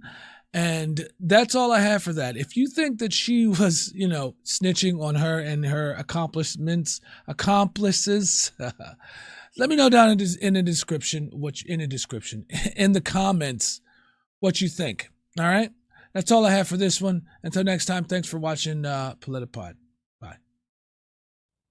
Welcome back to Politapod, where we can go over a lot of this stuff that's going on in current news. Right down the middle, trying to give an opinion and not try to sway anyone to think a certain type of way. So, but that's your thought is your thought, and however you think is however you think. Okay, so today we have a video that we've never seen. It's from Fox News. It's there's something much darker going on here. So, and we're going to give our opinion on it and, see it for what it is. All right, let's go. Trump transition team co-chair Tulsi Gabbard has been on a tear through the country, campaigning for Donald Trump in battleground and blue strongholds. In the last 2 weeks, she's visited more than a dozen states, reaching out to Democrats who are disaffected with Kamala Harris. Here to tell us what she's seeing and hearing on the ground is Tulsi Gabbard. Tulsi, so great to have you on this morning. Thanks for joining us. Good morning. Good to see you. Thank you so much. I have no idea who that is. Not that I don't pay attention to politics. I don't pay attention to her. I don't know who that is. So it's been fascinating to see how the Trump campaign is being very strategic about how they're using you and RFK and deploying you out to places that are blue, like in Wisconsin, in that Madison area. But you've been with the campaign for quite a while. What have you been seeing, and what kinds of things have been changing as you've gone along in these months on the campaign? Well, there's a lot of energy building, that's for sure, and it's palpable on the ground. I just want to share some of the really incredible and unique experiences we've had. That event that we just held in Madison, Wisconsin a few days ago. At every one of these events I didn't see none of these events. I've never heard of her, and I don't know. It's just 3 days to election. If you haven't went out and haven't gone and voted yet, just make sure you go and vote. Do your duty as an American citizen and go vote. It doesn't matter who you vote for, as far as your life should not change with your family or friends according to who you vote for. Okay? that I've been doing with Bobby Kennedy, I ask the audience, raise your hand if you're a Democrat or a former Democrat. And in almost every event, somewhere between 35 to 50% of the room will raise their hand. It was no different in Madison. The cool thing was this, though, when their hands went up, there's probably a couple thousand people in the hall there. The rest of the audience started to turn around and look around, and they all stood up and cheered and welcomed them and just surrounded them really with love and kindness. And I had so many people come up to me at the end of that saying, I came in here afraid. I've never been to a political rally before. I didn't know what to expect. I'm a Democrat. Me personally, I'm never going to any political rally. I got better things to do. Well, I'm not going to say I have better things to do. It's just not my thing to do. Lifelong Democrat, never voted before, different variations of this, but each walking out saying, I'm voting for Donald Trump because of what I experienced here today. You know, Tulsi, when Mark Cuban says Donald Trump doesn't like to surround himself with smart, intelligent, independent women. It's hard not to see that's a direct shot at Kellyanne Conway, Kayleigh McEnany, Linda McMahon, a whole host of other women as well, including you, Tulsi. It seems like it's a direct shot at someone like you. You know, there's actually something much darker that he is implying there, because the premise of his statement is that he believes that Liz Cheney and female warmongers like her are what defines strong women. They are hypocrites and cowards because. Okay, so this is what I've noticed about all parties. What they do is they take someone's words and they make it way more deeper than what it actually is said on the surface. Now, the meaning of what they say, it's, oh, well, you know, Donald Trump doesn't surround himself with smart women. Okay, so that is I guess, a blanket statement to where you can take it to anywhere, any level that you want to take it to, and say, hey, look, okay, this is what he really means, without actually knowing what he really means if he does not describe it in a way that you're describing it. So, I mean, honestly, I think people should just go and say, hey, look, what do you mean by that? What do you mean by that? Instead of going on TV and saying, okay, this is what he means, and this is much more deeper than that, and they shouldn't be doing this, and they shouldn't be doing that. Ask the person. We are adults. Ask the person what they mean. Or is it not that easy? I don't know. That's how I would approach things. When you look at people like Liz Cheney, she is eager to send our troops into harm's way. She is eager to advocate for more stupid wars, but she and other warmongers like her will never volunteer to put their lives on the line for these military adventures they're advocating in. I just finished a couple of days of Army Reserve duty at Fort Sill, Oklahoma, and yesterday morning I stood there on the graduation field and saw a few hundred brand new soldiers graduating from basic training, probably 1,000 family members there to celebrate them. And it was so moving. And I was thinking about people like Liz Cheney when I was watching them, because these are the young men and women who will pay the price, potentially with their lives, if people like Liz Cheney, Dick Cheney, and Kamala Harris are allowed to be in power. This is one of the many reasons why I'm so strongly advocating for and supporting for President Trump to go back to the White House, to end wars, not start them. You're exactly right. The closer you are to it, the more serious you should be about how you utilize those young souls. Tulsi, real quick, where are you going in the closing days? Where will you be hitting the trail on behalf of the campaign? We got about 72 hours until Election Day. I was just looking at the schedule. I will be in Georgia later today, Pennsylvania, Wisconsin, Michigan, and North Carolina before Monday night. Before Monday night. All right. There we go. Well, thanks for being with us this morning, Tulsi. We appreciate you being on Fox so much. Good to see you. I'm Steve Ducey. Okay, so what I have about that thing is, I mean, I didn't get anything out of it. I really didn't get anything out of it other than the fact that, you know, it was a back and forth thing. They were saying that this person was saying that, and you know, trying to explain how they, I guess, perceived what was said, you know, and give their explanation of what they think, because without hearing straight from that person on a definition of what it is, it's all speculation. To me, that's how it is. So you may think differently, which you have the right to do so. And I would never get mad at anyone to think any differently. We could always talk about whatever and put our opinions together and come to some conclusion or whatever. Maybe the conclusion is already came to in the way you think. But you gotta, I look at things in a different perspective, in which I expect everyone else to look at things in a different perspective, because we aren't the same people. Okay. Now, all we know is we have to coexist in life together.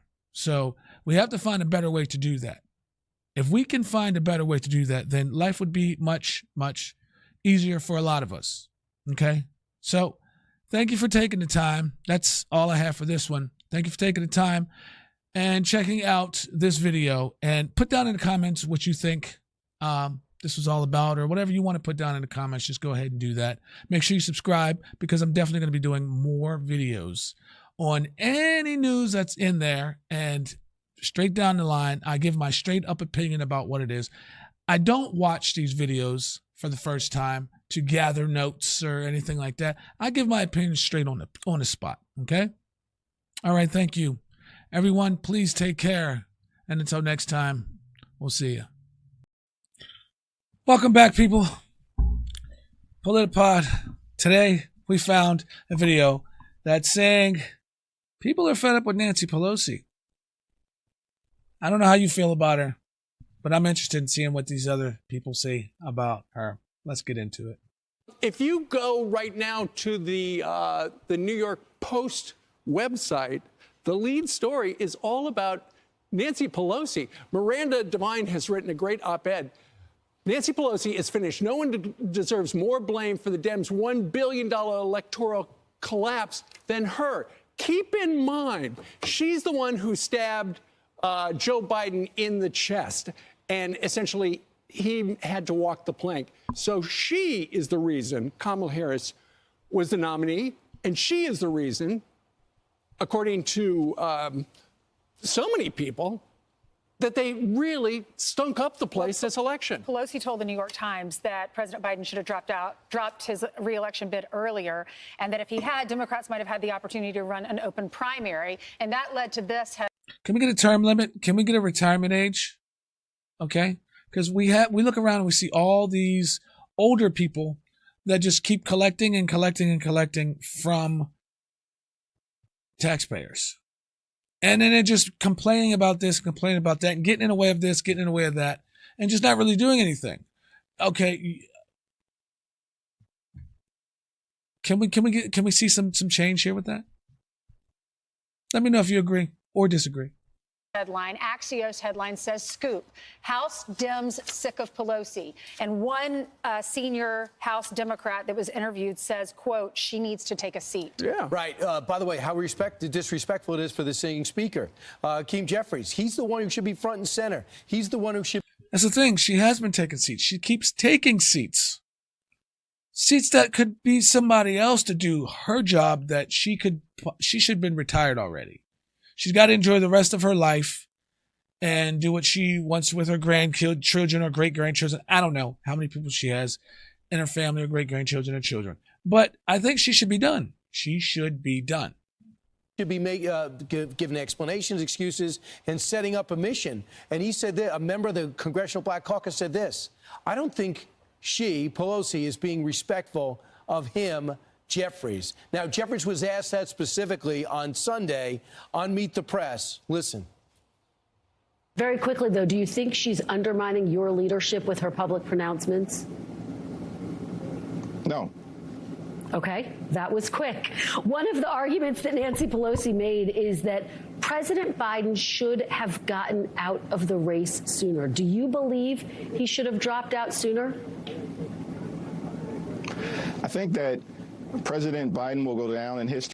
I think that President Biden will go down in history as one of the presidents that should have never been in the area where he was in, because you can clearly see that he should have never been in the re-election. And everybody says it was a coup and all that stuff. However it happened, he should have never started.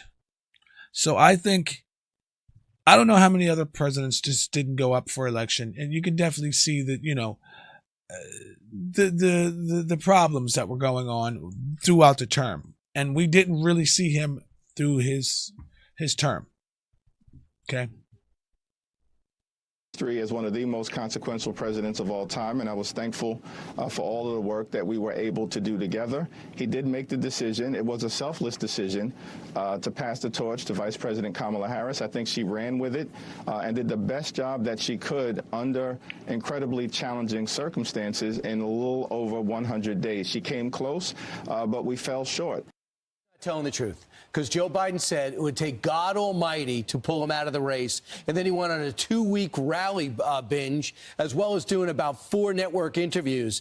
If Biden wanted to finish this out and was maybe not told the truth or lying about his own polls, but Nancy Pelosi said when the guys didn't step up, meaning Obama and Clinton, I had to go out and do it, and then they finished the job. Maybe it started with George Clooney, but he's not being honest. I don't. Really? I mean, He's not the one making decisions. And what Nancy Pelosi should not be in there. Okay. Now, all these guys are still running this darn circle, this ring circle. Now, the president is, the old president, so Obama should be enjoying his life. Bill Clinton should be enjoying his life and just doing it, kick back to a regular citizen status. But it seems like they're still in this thing, okay, because they still hold some type of power, which they shouldn't at all. I know he's in a hard spot and they get along, but that's something. I think the one thing that she did not figure out, she's the most overrated politician of our generation. Remember, this is the woman who classlessly tore up the State of the Union address that the whole world watches as if that was, and she couldn't do it, so she had to do it one at a time. So that's when she lost it. And she was asked in her own daughter's documentary, she said, I should have put more National Guard troops there on January 6th. She doesn't even bring that up again. Well, ultimately, Joe Biden has not been in good shape for a year and a half or 2 years. He should have stepped aside for the country. And she knew and now for the party. And she and other top Democrats saw him with their own two eyes and let this happen. And then eventually she stabbed him in the chest, as I said a moment ago. But it was too late. And she wanted an open primary. So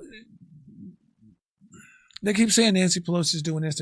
Does she have the authority to do this stuff? And why is she even in there to make the decision? How does she push him out? How does she push him out and put somebody else in? Who does this? Was there anything signed? Was there? We got the letter of him on on Twitter saying that he's resigning or he's out of the race. And then we didn't really see him. And then there was just all this talks about, he had to get rushed off, it's emergency. I don't know. I don't know what the thing is. It's just hearsay. This is just what hearsay is. But we know what we see that's in front of us. He's out and Kamala Harris was in. So we know something transpired in that little bit of time. Primary. I think she knew in her heart of hearts that Kamala Harris wasn't the right one for the job. Right. Well, you would have to have Joe would have had to back out long before to have an open primary. They wanted to have a jungle primary and have an old-fashioned convention in 6 weeks, where they put everyone's name in a hat, and then they would have lost all the money that Joe Biden had. The only person that could keep that money was the vice president, and because her name was on the ticket. What I think has come out is that her goal was to make it an open primary. She had everything right until Joe Biden says, "I'm endorsing the vice president." That stopped her plan in its tracks, and they were stuck with somebody with 32% approval rating who can't retain a staff and doesn't understand policy and is too lazy to read it. Exactly. I think he said, fine, Nancy, you're pushing me out. George Clooney, you're pushing me out. Barack Obama, you're pushing me out. Well, then I get to choose the candidate, and it's going to be my vice president. Right. And that's why everyone believes that he voted for Trump, Joe Biden. Well, people are speculating that. His wife wore the red pantsuit the next day. And he wore a Trump hat. Or he left it blank. I'm Steve Ducey. I'm Brian Kilmeade. We'll just leave that up to you guys. Put in a comment what you think, and we'll go from there. That's all I have for this one. Until next time, we'll see you later. Here we are again. Welcome back. Today, we have a video of a man that's fed up with people coming over the border. So he's mad, and let's see what he does to stop him. There and get him.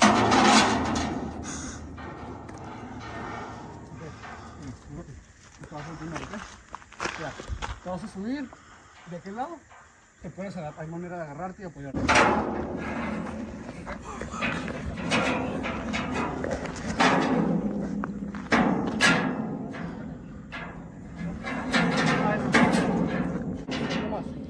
There's the guinea pig. He's the first one. Let's see how it ends for him. Ahí. Ahí estuvo. No,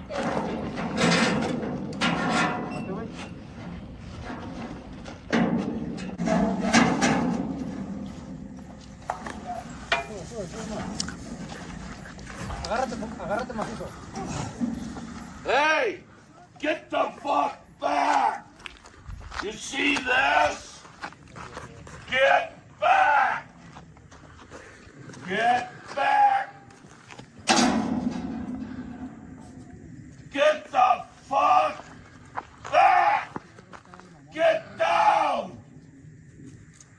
Yeah, he's upset.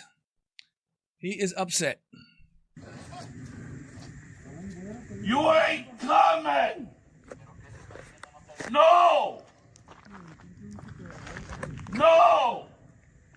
Get the fuck down! Get the fuck down!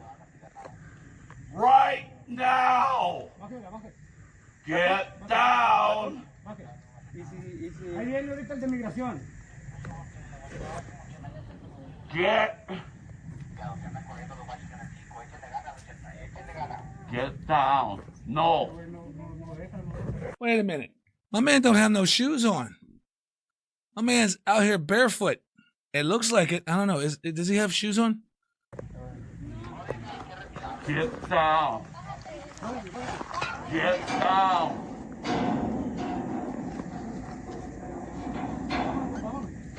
Get down. Not today. Not today, he says. Not today. Now, how are they going to get their stuff back? Unless he's a kind guy and gives them back their stuff through the fence, the wall, or whatever you call it.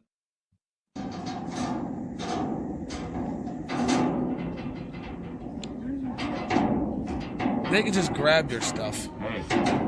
Yep.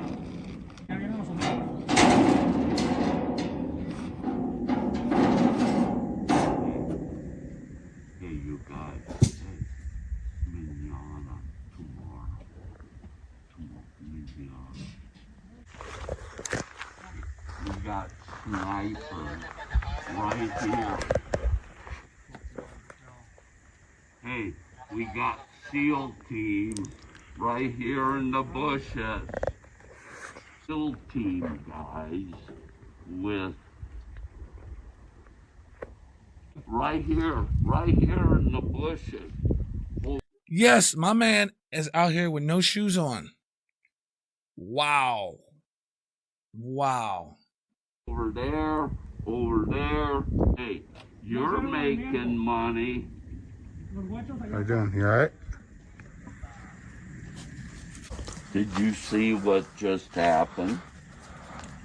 We stopped an invasion on our own right here today.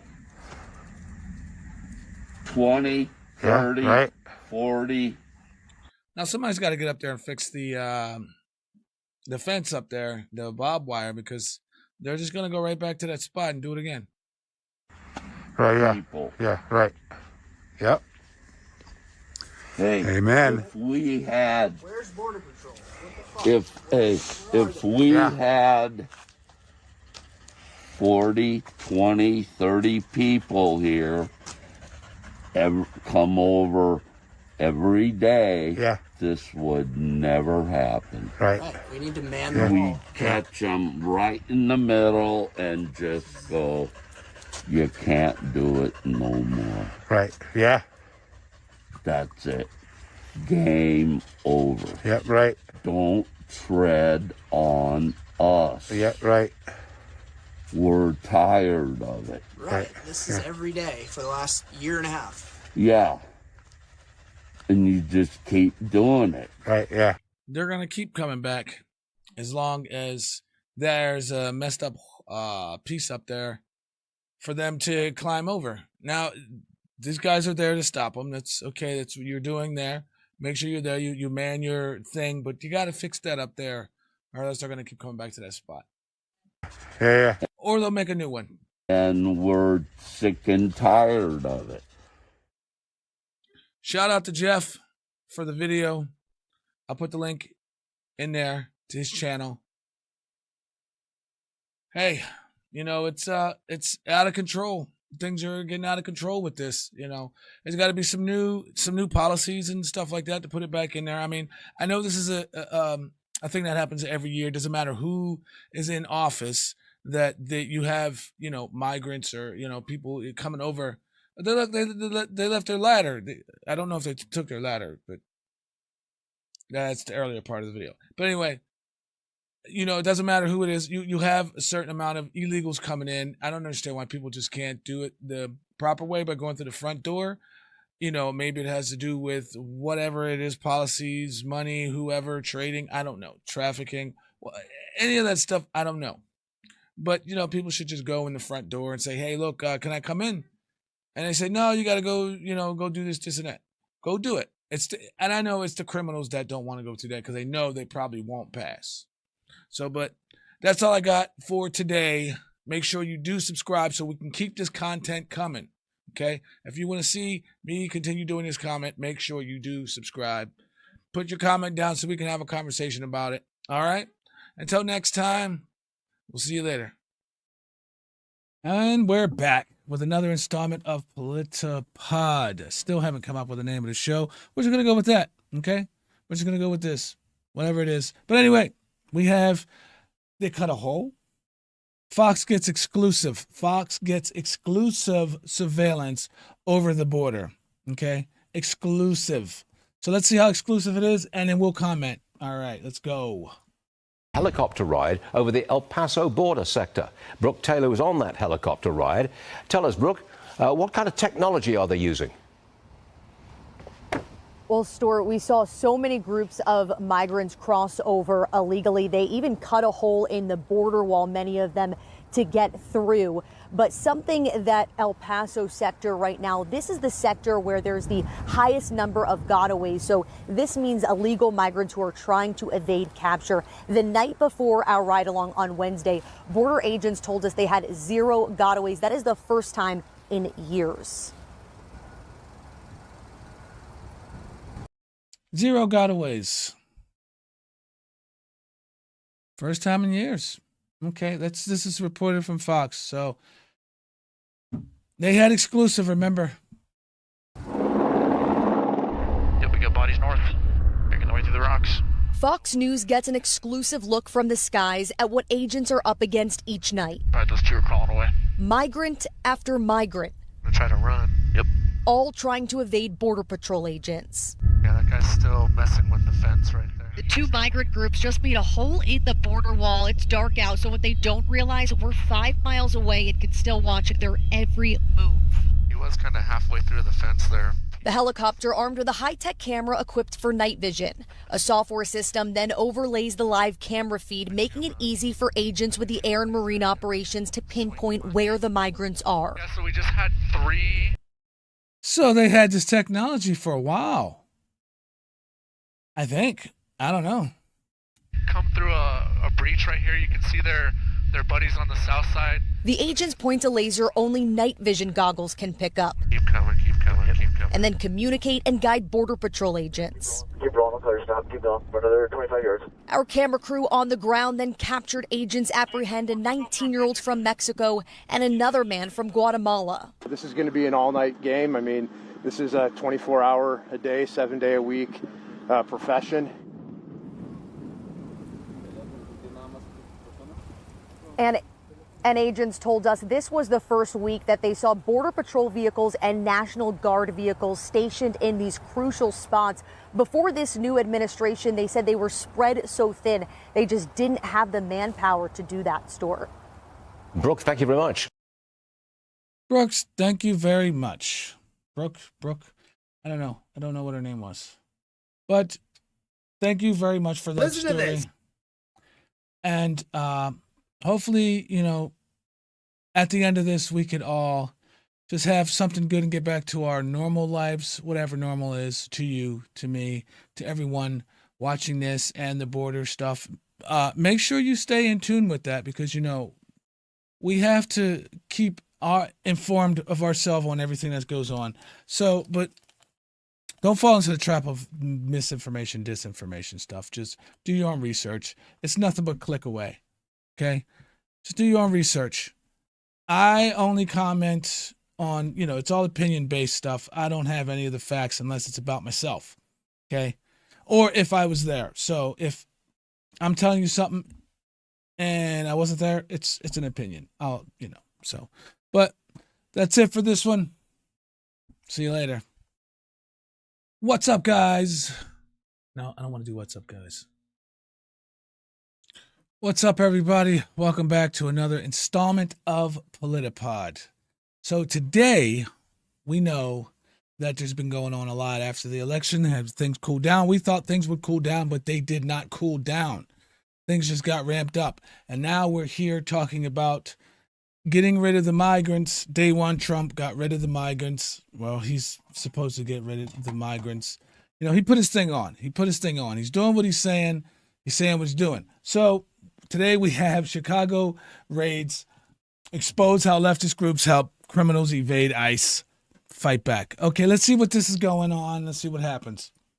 With an ICE team, one of 10 teams that's out in Chicago this morning, and we are heading to a staging area where they're out to get a Venezuelan national with a criminal record. They're hoping he's home. They're hoping they can detain him today as part of what they call targeted enforcement. So yeah, I heard some stuff about that. A lot of people are saying, oh, they're going to take away a lot of people, families, and this and that. But from what I heard, I don't know how true it is, so don't quote me, that they're only going after there's targeted people, like all the people that got arrested for things and was let out of jail, and the known people that are, you know, gang leaders and drug dealers and all that other stuff. I suppose they're going after them. I don't know. I'm not in ICE. I'm not in there. I'm not a politician. I just do, you know, reaction to it and give my opinion.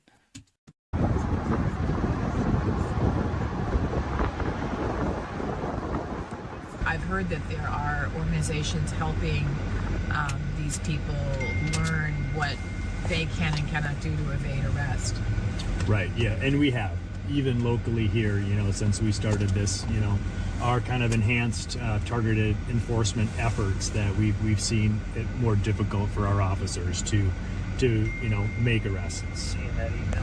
And that is because, you know, I think they are, you know, wise to it. There are a lot of efforts out there to, you know, educate people on the things we can and can't do. And again, we have the Constitution in place, so our officers are maintaining that. So they're, you know, that's fine, that everybody knows kind of what we can and can't do. But also we have to know that, you know, we do have, while they might not be a criminal warrant, we do have administrative warrants for all of these people, which means that they are, you know, arrestable, they are removable from the United States. So it's not that we're coming out without any warrant, we just don't have a judicial warrant signed by a judge, a magistrate judge, on all of these cases.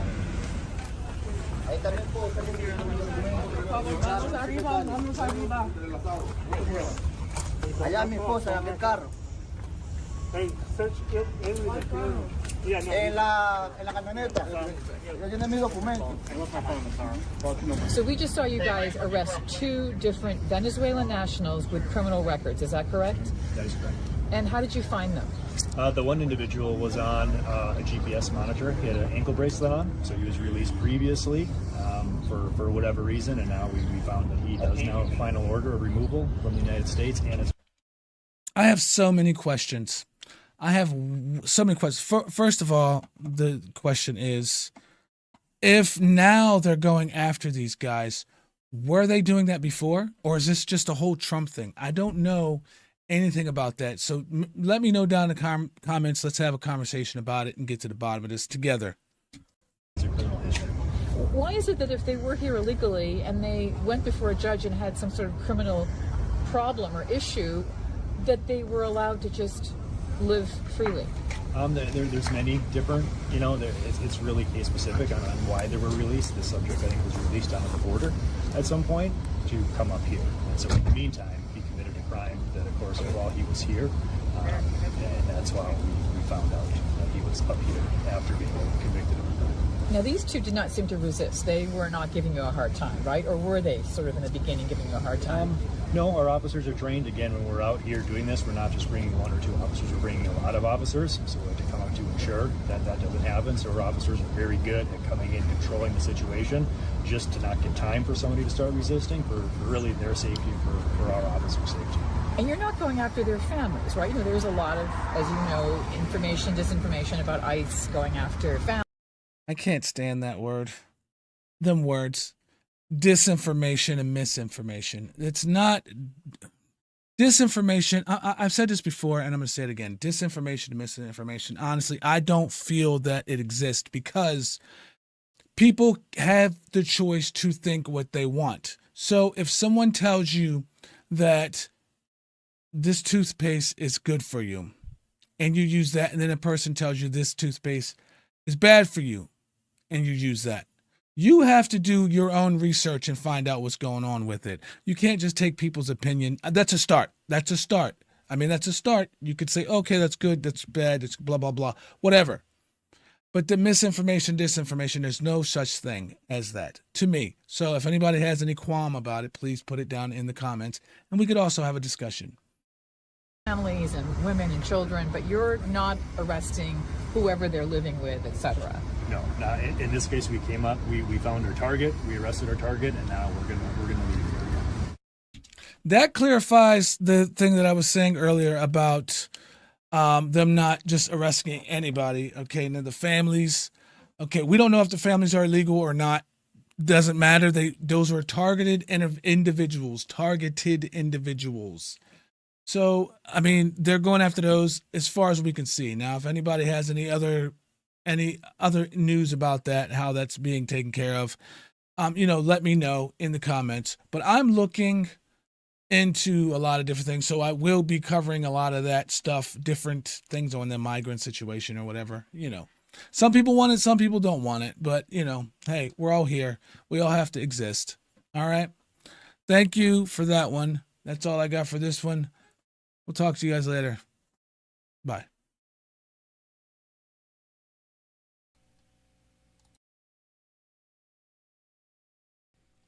Yes. Thank you for joining this first stream as we went over a lot of the videos that were made since we started this channel. It was some good stuff, and watching back, I seen a lot of stuff that I missed that I almost wanted to comment on again, but it is what it is. It's there, it's done, and there's no more with it. But we are going to move on at the end of this segment here and have a fresh reaction to a person that I really liked. I voted for when he was back then, and I think we should pay more attention to him before his time is up. Which I'm going to do. I kind of got out of watching him and listening to him after he wasn't elected because I was so pissed. But here we are, and I'm gonna get back into him. So you're gonna see a lot of videos of me doing things because this man, it just speaks the truth. He's right on top. I mean, he speaks it like it is, okay? People can take it how they want to take it, and, at this point, it doesn't even matter because it's just an opinion, okay? So anybody who's listening to this, watching this, know that this is my opinion. Always know that this is an opinion. If I have facts, then you'll see the receipts, as they call it. But anyway, let's move on with my man, Ron Paul. Okay, so we have Ron Paul predicted today's disaster. What's next? Now, I haven't seen this video. I usually don't watch the videos just for the initial shock value and to have an authentic comment. So we're going to go, and we're going to see what this is like, and we're going to keep it pushing. Let's go. A lot of people, even people who are not paying attention, say 6 months ago, that the war in Ukraine is a big deal. It's not what they told us it was. It's not good for Ukraine and the people who live in that sad country, and it's not good for the United States, or for that matter, for the West. In fact, it's likely to be, in retrospect, a turning point in the history of the West, and not for the better. Who could have seen this coming? Who could have known, say, 10 years ago that actually U.S. activity in Ukraine was not an effort to bring freedom to the Ukrainians, but was actually a massive intel operation designed to draw the United States into war with Russia for reasons that are even now not clear? Who could have seen that? That Tucker brings up a good point there. You can really just see that. If anybody pays attention, you could see that. But you have all these people that just are so hung up on what this person is saying, what that person is saying, that they don't see what's going on in front of them. The distraction is real. Well, actually, one person did see that 10 years ago, and that person was Ron Paul. But don't take our word for it. Here he is in 2014. I speak more from the perspective of the United States taxpayers, and it doesn't serve our interests. We've already spent $5 billion over the last 10 years trying to pick and choose the leadership of Ukraine. And then we participated in the overthrow of the Yanukovych government. And this is when this recent stuff really stirred up. But we've been involved too much, and I take a non-interventionist foreign policy position. It's not our business. It doesn't serve anybody's interests. It's part of the same thing that led us into the disaster in the Middle East. A lot of people die, and a lot of money is spent, and we're still suffering the consequences of the war in Iraq and Afghanistan. And there's the threat of the war in Syria. We don't need another threat. The American taxpayers don't want it. And our government thinks they can get away with, well, I know the people don't want a war yet, but we're going to play games and we're going to threaten Russia and we're going to put on sanctions. And they fail to recognize that we have $500 billion of investments in Russia. Russia has $450 billion invested in the West, and all we're doing is trying to stir up more trouble. It makes no sense whatsoever. So it makes a lot of sense for us to mind our own business and let somebody over there solve their own problem. Be honest. Be honest. Were you paying close attention to Ukraine in 2000?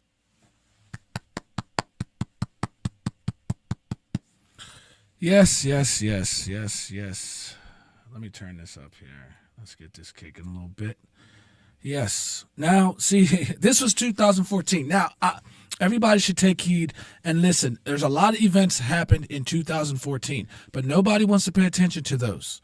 Okay, now I can go on a rant and talk about all those things, but I need to gather my intel first before I do that, because I know there's people going to come out of the woodworks and say, well, where did you get this from? Where did you get this from? I already put it all together. Maybe one day I'll do that, but until then, I'll just keep giving my opinion. 2014, we weren't. Most people weren't. And as a result, this country got dragged, without even knowing it, into one of the pivotal conflicts in modern history, to our grave disadvantage.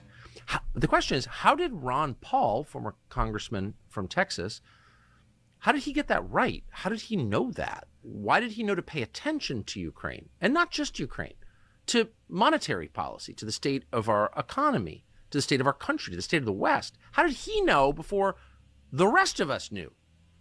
Good question. Because his principles haven't changed in about 60 years. So we thought it would be a good idea to spend a little time with the man himself, to allow him a victory lap, a well-deserved victory lap, but also to probe him a little bit on how did you see things that nobody else did. So we are honored, truly, to have former Congressman Ron Paul in studio now.